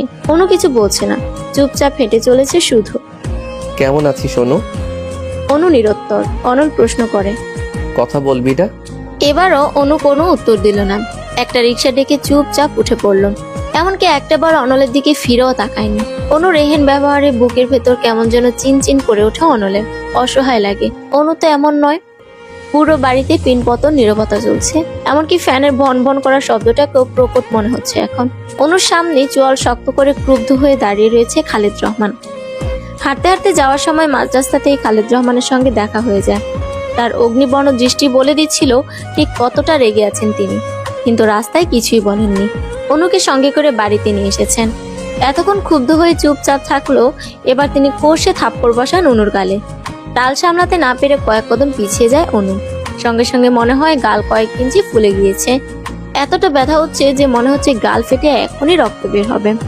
গাল চেপে ধরে দাঁড়িয়ে থাকে অনু, ঠোঁট কামড়ে ধরে কান্না আটকানোর চেষ্টা করছে। খালেদ রহমান বাজখাই গলায় বলেন, তোমার তো সাহস কে দিয়েছে বিয়ে ভাঙা? কোন দিক থেকে ইউসুফকে তোমার অপছন্দ বলো? নীরবে চোখের অশ্রু বিসর্জন দিচ্ছে অনু। আমেনা বেগম কাছে আসার আগে খালেদ রহমান চিৎকার করে বলেন, খবরদার মাঝখানে আসবে না তুমি। এখানে আমি আর অনু কথা বলছি। আজ আমার সব প্রশ্নের উত্তর ওকে দিতে হবে। এবার তিনি অনুকে জিজ্ঞেস করলেন, তুমি কেন বিয়ে ভেঙেছো? চুপ করে থাকবেন অনু, মাথায় রক্ত চেপে আছে এমনিতেই। ইউসুফকে তোমার কেন পছন্দ নয়? আমি এখনই বিয়ে করতে চাচ্ছি না আব্বু, সবাইকে ছেড়ে এত দূরে আমি থাকতেও পারবো না। ফুফিয়ে ফুফিয়ে বলল অনু। অনলের কথা বলতে গিয়েও বলতে পারলো না। যেখানে অনল অনুকে ভালোবাসে না, সেখানে বাবার সামনে এ কথা বলার বৃথা মানে হয় না। রাগে গিজ গিজ করছেন খালেদ রহমান। চোয়াল শক্ত করে বলেন, বড় হয়ে সাহস বেড়ে গেছে, নিজের ভালো বুঝতে শিখেছো। ওরে নিজের ভালো, তোমার কোনো ব্যাপারে আমি আর নেই। কথা শেষ করে নিজের ঘরে গিয়ে ধীরিম করে দরজা বন্ধ করে দেয় খালেদ রহমান। অনু আর এক সেকেন্ডও দাঁড়িয়ে না থেকে বাড়ি থেকে বেরিয়ে আসে। তিনু আমেনা বেগম অনেকবার ডাকলেও পিছু ফিরে দাঁড়ায়নি। অনেক, আমি কেন জানি অনুর বিয়ে নিয়ে খুশি হতে পারছি না, বলল অনল। অনেক কম্পিউটার গেমস খেলছিল। অনলের এর কথা শুনে সচকিত হয়ে তাকিয়ে বলে, কেন? এই কেনর উত্তরই তো আমার কাছে নেই। তুমি কি অনুকে ভালোবাসো? কাল রাতে অনু ছাদে এসেছিল। কেন? আমার কাছে। কি বলেছে? অনু আমায় ভালোবাসে, বিয়ে ভেঙে দিতে বলেছে, কান্নাকাটি করেছে অনেক। আমার মনে হয় অনলের পুরো কথা শেষ হওয়ার আগে অনেকের ফোন বেজে ওঠে। তিনু ফোন করেছে। একটু ওয়েট ভাইয়া বলে অনেক ফোন রিসিভ করে। ওপাশ থেকে তিনু প্রায় কেঁদেই ফেলবে সেভাবে বলে, অনেক অনেক, আপু বাড়ি থেকে বেরিয়ে গেছে। ইউসুফ ভাইয়াকে আপু বিয়ে করবে না বলেছে। বিয়ে ভেঙে দিয়েছে বলে আব্বু খুব রেগে গেছে, আপুকে মেরেছে আর বকেছেও অনেক। কখন বের হয়েছে?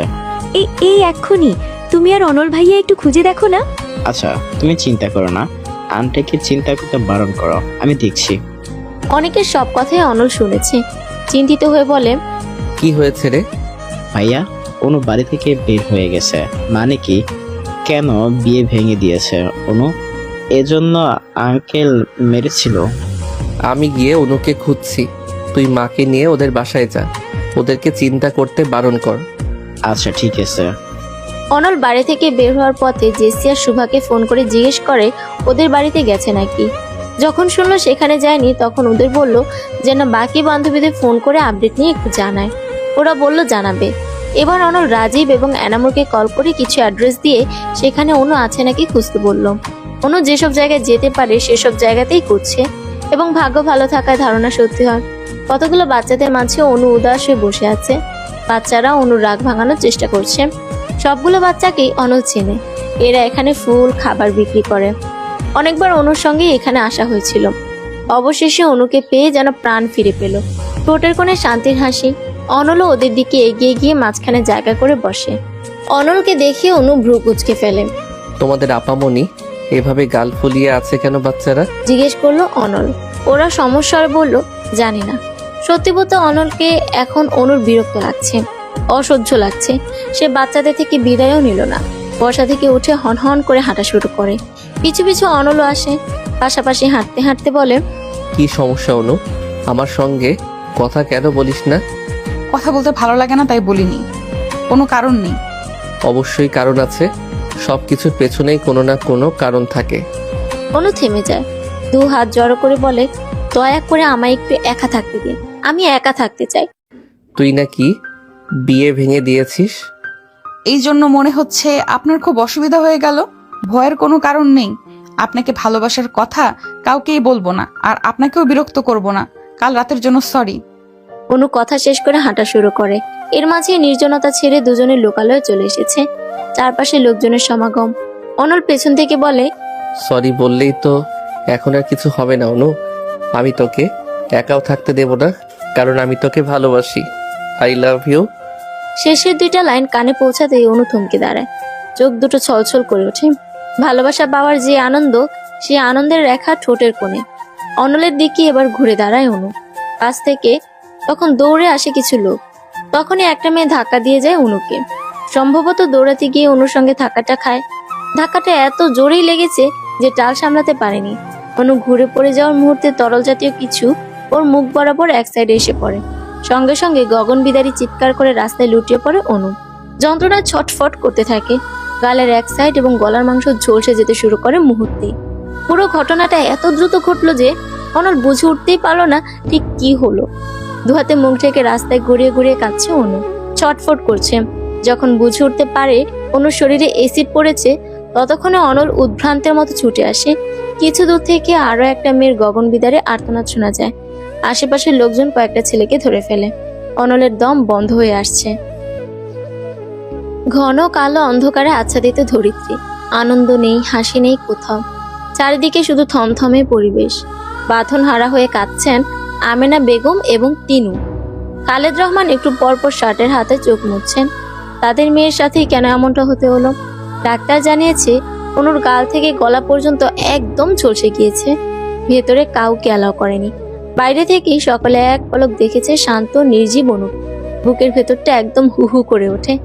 যেই কষ্ট কাউকে বোঝানো যায় না, আর না সবাই বোঝে। যারা এসিড ছুঁড়েছিল ওদেরকে পুলিশের হাতে তুলে দেওয়া হয়েছে। ওদের স্বীকারোক্তি দ্বারা জানা গিয়েছে অনুকে এসিড মারার উদ্দেশ্য ওদের ছিল না, বরং অন্য মেয়েটিকে এসিড ছুঁড়তে গিয়েই অনুর শরীরে পড়ে যায়। পুলিশ হাসপাতালে এসেছিল, কিন্তু অনু অথবা এসিড আক্রান্ত অন্য মেয়েটি অর্থাৎ আঁখি এখন কথা বলার মতো অবস্থায় নেই। ডাক্তার জানিয়েছে এখনই তাদের কারোর সাথে কথা বলতে দেওয়া যাবে না। পুলিশও ওদের দুজনের জবানবন্দি ছাড়া কিছু করতে পারবে না, তাই অপেক্ষা করা ছাড়া কোনো গতি নেই। করিডোরের একপাশে দেয়ালের সাথে মাথা ঠেকে দাঁড়িয়ে আছে অনল। বারবার চোখের সামনে অনু ছটফট করা তখনকার দৃশ্য ভেসে উঠছে। কত কষ্ট ওকে পোহাতে হয়েছে। কি হবে সামনে? অনু এসব সহ্য করতে পারবে তো? ডাক্তার এসে জানায় ওরা এখন স্বাভাবিক সুস্থ। সবার আগে কথা বলার জন্য পুলিশই যায়। যদিও তারা উপস্থিত অনল এবং আরো কয়েকজনকে জিজ্ঞাসাবাদ করে উক্ত ঘটনাটি শুনেছিল, তবুও একই প্রশ্ন তারা অনু এবং আখিকে করে। পুরো ঘটনা অনুর বলার প্রয়োজন হয়নি, শুধু এটাই জানিয়েছে সে তাদের কাউকে চিনে না। হুট করে কি থেকে কি হয়ে গেল তা বুঝতেও পারেনি। আখির জবানবন্দি এমন ছিল। অ্যাসিড নিক্ষেপকারী একজন, যার নাম পলাশ। পলাশ আমায় প্রেম প্রস্তাব দিয়েছিল কলেজে যাওয়ার সময়। সে ভালো ছেলে নয়, আমি না করে দিয়েছিলাম। এরপর থেকে সে প্রায়ই আমায় বিরক্ত করত, রাস্তাঘাটে উত্ত্যক্ত করত। তারপরও যখন আমি রাজি হইনি, তখনও হুমকি দিয়ে বলে, তোর এই সুন্দর চেহারা নিয়ে এত বড়াই না, তোর এই চেহারাই আমি নষ্ট করে দেব। সরাসরি ভয় না পেলেও মনে মনে আমি ঠিকই ভয় পেয়েছিলাম। কিছুদিন কলেজেও যাইনি। এরপর যখন আবার কলেজে যাওয়া শুরু করলাম, তখন আর পলাশ আমায় বিরক্ত করতো না। আমি ভেবে নিয়েছিলাম হয়তো আমাকে ভয় দেখানোর জন্যই বলেছিল, কিন্তু ভুল ছিলাম আমি। সেদিন কোচিং থেকে ফেরার পথে পলাশ ও ওর সঙ্গীরা আমার দিকে এগিয়ে আসে, অদ্ভুতভাবে হাসে। আমি ভয় পেয়ে দৌড়ানো শুরু করি। দৌড়াতে দৌড়াতে অন্য একটা মেয়ের সঙ্গে ধাক্কা খাই। আমার জন্য ওই মেয়েটাকেও অ্যাসিডের শিকার হতে হয়। এবার আখির কান্না আরো বেড়ে যায়। ডাক্তাররা জানায় এই সময় ওদের উত্তেজিত করা ঠিক হবে না। পুলিশের যা জানার দরকার তা জেনে নিয়েছে, আর কোনো প্রশ্ন তারা করেনি। তবে এটা বলেছে যে এর প্রাপ্য শাস্তি পলাশ ও ওর বন্ধুরা পাবে। হাসপাতালের বাইরে সাংবাদিকদের দলবল। একদিনে একই সময় 2 মেয়ে অ্যাসিডের শিকার। এই খবর যেন মুহূর্তেই ছড়িয়ে পড়েছে সব জায়গায়। ডাক্তাররা তাদের হাসপাতালের ভেতর অ্যালাউ করেনি।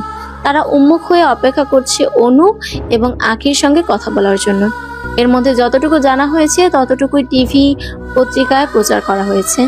তাদের আগের ছবি এবং এসিডে ঝলসে যাওয়া ছবি দেখে সকলের মনেই আক্ষেপ। এত সুন্দর চেহারা! আজকাল সত্যি এটাও মনে হয় যে সুন্দর হওয়া পাপ, অন্যায়। অনু সুস্থ হওয়ার পরও কারোর সঙ্গেই কথা বলতে চায়নি, এমনকি দেখাও করেনি। অনল ভেতরে যায়নি একবারও। আমেনা বেগম যাওয়ার পর হাত ধরে কান্না করে অনু। আকাশ পাতাল কেঁপে উঠবে সেই কান্নার সুরে। আজ অনু এবং আখিকে আদালতে যেতে হবে সাক্ষী দেওয়ার জন্য। দুজনকে রেডি করা হয়, কিন্তু আয়না দেখতে দেওয়া হয় না কাউকেই। এমনকি ফোনও তাদের থেকে দূরে রাখে। এই ঝলসে যাওয়া মুখ দেখলে বেঁচে থাকার ইচ্ছে এখানেই মরে যাবে। গালে গলায় হাত বুলিয়ে আটকে ওঠে অনু। বুঝতে পারে নিজের করুণ পরিস্থিতি। ঘরের এক কোনায় হাঁটু মুড়ে বসে আছে অনু। কিছুক্ষণ আগেই আদালত থেকে এসেছে। আসামিদের ফাঁসির রায় দেওয়া হয়েছে। এখনো পর্যন্ত অনু নিজেকে দেখেনি, আখির মুখ দেখতে পায়নি। ওনা দিয়ে বড় ঘুমটা দেওয়া ছিল, তবে হাতটা দেখতে পেয়েছিল। ডান হাতের ওপর ভাগ একদম ঝলসে পড়ে গেছে। কি ভয়ঙ্কর সে দৃশ্য! হাতের যদি এই অবস্থা হয়ে থাকে, তাহলে মুখের অবস্থা কিরকম হয়েছে? বাড়ির সামনে আসার পর এলাকার মানুষদের করা বিকৃত মুখভঙ্গি বারবার চোখের সামনে ভেসে উঠছে। তাদের চোখে ভয় স্পষ্ট ছিল। তারা কি অনুকে ভয় পাচ্ছে? ঘর থেকে সকল প্রকার আয়না জাতীয় সরঞ্জাম সরিয়ে ফেলা হয়েছে। সে নিজেই তার মুখ দেখার জন্য উদ্গ্রীব হয়ে রয়েছে। এমন দেখাচ্ছে তাকে, খুব ভয়ঙ্কর, খুব। ঠোঁট ভেঙে কান্না চলে আসে। ফ্লোরে গুটি গুটি পায়ে গুলো ঘুরে বেড়াচ্ছে। তিতুস ওর কোলের কাছে এসে বসেছে। খুব গভীর মনোযোগ দিয়ে তাকালে মনে হবে তিতুসও বোধহয় কাঁদছে, তবে সে অন্যান্যদের মতো ভয় পাচ্ছে না। আমেনা বেগম প্লেটে করে খাবার নিয়ে আসেন। তিনুর হাতে পানের গ্লাস। কাঁদতে কাঁদতে ওদের চোখ মুখ ফুলে গেছে। নিজেকে কোনো রকম ভাবেই সামলে রাখতে পারছে না আমেনা বেগম। অনুর মুখের দিকে তাকালেই বুক ভেঙে কান্না চলে আসে। চোখ নামিয়ে ভাত মেখে মুখের সামনে ধরেন। তুমিও কি আমার দিকে তাকাতে ভয় পাচ্ছ মা? তিনি মেয়ের দিকে তাকিয়ে অশ্রু ত্যাগ করেন। অনুর মাথাটা বুকে চেপে ধরে বলেন, না মা, না, আমি কেন ভয় পাবো? তুই আমার মেয়ে, আমার কলিজা। তুই আগে যেমন ছিলি এখন তেমনই আছিস। আমার অনু সব সময় সুন্দর। না মা, আমি আগের মতো নেই। আমি নেই আগের মতো। মানুষ এখন ভয় পায় আমায় দেখলে। কাঁদতে কাঁদতে কথাগুলো বলে খাবারের প্লেট দূরে ছুঁড়ে মারে অনু। ফ্লোর জুড়ে ছিটিয়ে পড়ে ভাতের দানা। শব্দ শুনে ভয় পেয়ে গোলু খাটের কোনায় লুকিয়ে পড়ে, আর তিতু সুরে চলে যায় অন্যত্র। অনুকে সামলানো মুশকিল হয়ে পড়েছে। ঘরের সব কিছু এলোমেলো করতে করতে কাঁদছে। আহাজারি করে বলছে, এই বিশ্রী মুখ নিয়ে আমি কি করে বাইরে যাব? কেন হলো আমার সাথে এমন? আপু প্লিজ তুমি একটু শান্ত হও, এভাবে ভেঙে পড়ো না। দু হাতে নিজের চুল আঁকড়ে ধরে নিজেকে মানানোর চেষ্টা করে ব্যর্থ হয় অনু। বড় বড় শ্বাস নিয়ে বলে, তোমরা চলে যাও, আমি একটু একা থাকতে চাই। ওই মুহূর্তে ঘরে এসে উপস্থিত হয় অনল। ইশারায় আমেনা বেগম এবং তিনুকে ঘর থেকে চলে যেতে বলে। তারা যাওয়ার পর অনলকে দেখে আরো রেগে যায় অনু। উল্টো পাশ ঘুরে দাঁড়িয়ে বলে, আপনি এখানে কেন এসেছেন? মজা নিতে? আনন্দ হচ্ছে না আপনার? অনল নিশ্চুপ। অনু বলল, আপনি চলে যান, কারো দয়া মায়া আমার লাগবে না। দূর থেকেই পরিহাস করেন। অনল এগিয়ে এসে অনুর হাত ধরে সামনে ঘুরিয়ে দাঁড় করায়। দু হাতে মুখ ঢেকে কেঁদে ফেলে অনু। কাঁদতে কাঁদতে বলে, চলে যান প্লিজ, চলে যান আপনি। ওইভাবেই অনুকে জড়িয়ে ধরে অনল। সে কথা বলতে পারছে না, অনুকে বুঝতে দিতে চাচ্ছে না তার ক্রন্দনরত কণ্ঠস্বর। সে জানে না কিভাবে অনুকে স্বাভাবিক করবে, কিভাবে সামলাবে। শুধু জানে অনুকে তারই সামলাতে হবে। কিছুক্ষণ নীরবে কেঁদে অনলকে ধাক্কা দিয়ে দূরে সরিয়ে দিয়ে নিজেও পিছিয়ে যায় অনু। চিৎকার করে বলে, আপনি চলে যাচ্ছেন না কেন? চলে যান আপনি।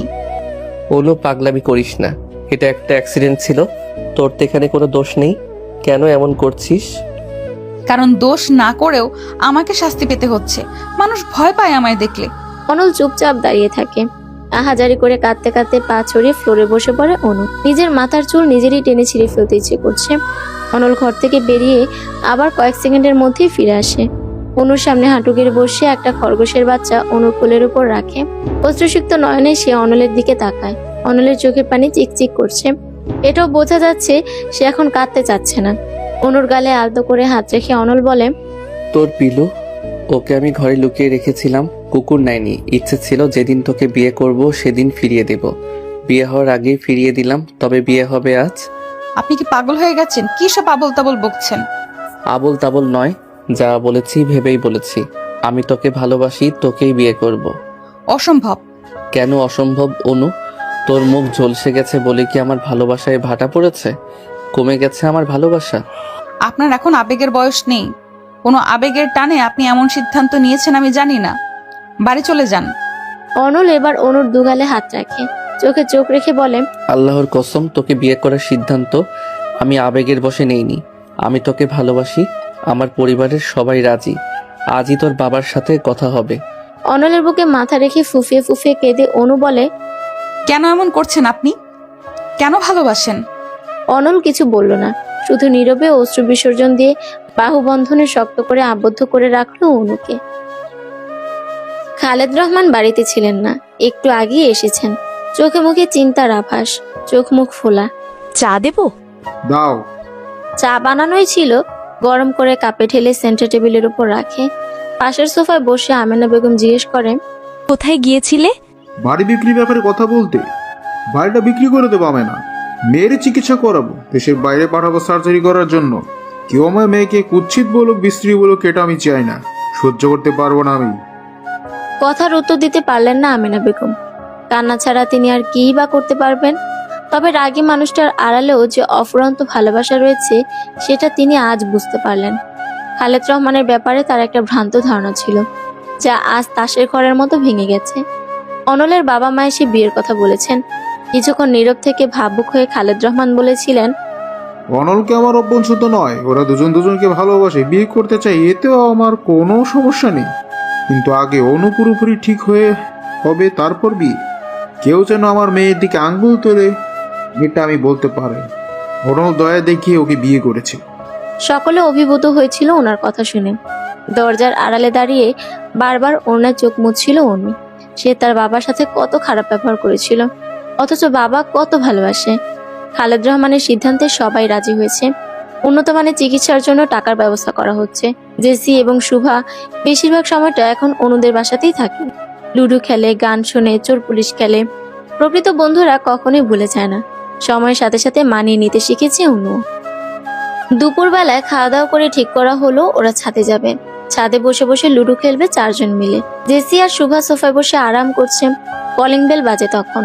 দরজা খুলে দেয় তিনি। এলাকার অনেকে এসেছে এবং সেই ভিক্ষুক বৃদ্ধা মহিলাটিও। অর্ণা দিয়ে মুখের এক সাইড অনু ঢেকে রেখেছে। বৃদ্ধা জিজ্ঞেস করেন, ভালো আছো বইন? তোমার খবর আমি শুনছিলাম, আইছিলামও দেখতে, কিন্তু তুমি তখন কাউরুর লগেই দেখা করো নাই। ভালো আছি দাদি। কথাবার্তার শব্দ পেয়ে খালেদ রহমান এবং আমেনা বেগমও ড্রয়িং রুমে আসেন। সকলের সঙ্গে আলাপ বার্তা করেন। এরপর তারা সবাই টেবিলের উপর টাকা রেখে বলেন, বেশি টাকা পয়সা দেওয়ার সামর্থ্য আমাদের নাই ভাই। অনু জানে আমাদের অবস্থা, যা পারছি দিছি। আমরাও চাই আমাদের অনু আবার প্রাণ ফিরে পাক, হাসি খুশি অনু ফিরে আসুক আমাদের মাঝে। আমেনা বেগম এবং খালেদ রহমানের চোখে পানি এসে পড়ে। এতগুলো মানুষ অনুকে ভালোবাসে। কিছু মানুষ ভালোবাসার প্রতিদান দিতে জানে না, যেটা করে তা হচ্ছে বেইমানি। এই সহজ সরল মানুষগুলো বেইমানি বোঝে না। তাদের প্রত্যেককেই অনু কোনো না কোনোভাবে সাহায্য করেছিল। এখন অনুর বিপদেও তারা মুখ ফিরিয়ে নেয়নি, পাশে এসে দাঁড়িয়েছে তাদের সামর্থ্য অনুযায়ী। কজনই বা থাকে বিপদের সময়ে পাশে। যদিও টাকার ব্যবস্থা সব হয়ে গিয়েছিল, তবুও খালেদ রহমান তাদের ফিরিয়ে দিলেন না। অনু কেঁদে ফেলে এত ভালোবাসা দেখে। তিনু বোনকে জড়িয়ে ধরে বলে, তুই ঠিক ছিলি আপু, সেদিন তুই মিথ্যে বলিসনি, তারাও তোর বিপদে পাশে আছে। দুপুর থেকে বিকেল অবধি তারা সবাই গল্প করলেন। অনু ভুলেই গেছে প্রায় তার কষ্ট। সবাই পাশে আছে, কিন্তু অনল নেই। ওকে ছাড়া সবকিছু বড্ড ফাঁকা ফাঁকা লাগছে। অবশ্য সে গিয়েছে পাসপোর্ট আর ভিসার কিছু কাজ শেষ করতে। ওরা কালই যাচ্ছে সুইজারল্যান্ডে সার্জারি করার জন্য। এখানে ইউসুফেরও হাত রয়েছে, সে সহযোগিতা করেছে বলে চিকিৎসার ব্যবস্থা দ্রুত হয়েছে। কাল সকালের ফ্লাইটেই সুইজারল্যান্ড যাবে। সব কাজ শেষ করে রাতে বাড়িতে ফেরে অনল। রাতে অনুদের বাসাতেই খায়। ইশারায় তিনুকে জিজ্ঞেস করে, অনু কোথায়? প্রত্যুত্তরে তিনু চোখ দিয়ে ইশারা করে বলে, ছাদে। খাওয়া শেষ করে অনলও ছাদে চলে যায়।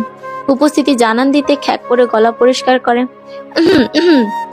অনু একবার পেছনে তাকিয়ে দৃষ্টি সরিয়ে নিল। চাদরটা আর একটু ভালো করে টেনে গায়ে জড়িয়ে নিয়ে আড়ষ্ট হয়ে দাঁড়ায়। অনল এগিয়ে গিয়ে রেলিং এর সাথে হেলান দিয়ে দাঁড়িয়ে বলে, উফ, ঠান্ডা। অনু এবার তাকালোও না। অনল এবার অসহায়ের মতো মুখ করে বলে, একটু চাদরটা শেয়ার করবি অনু?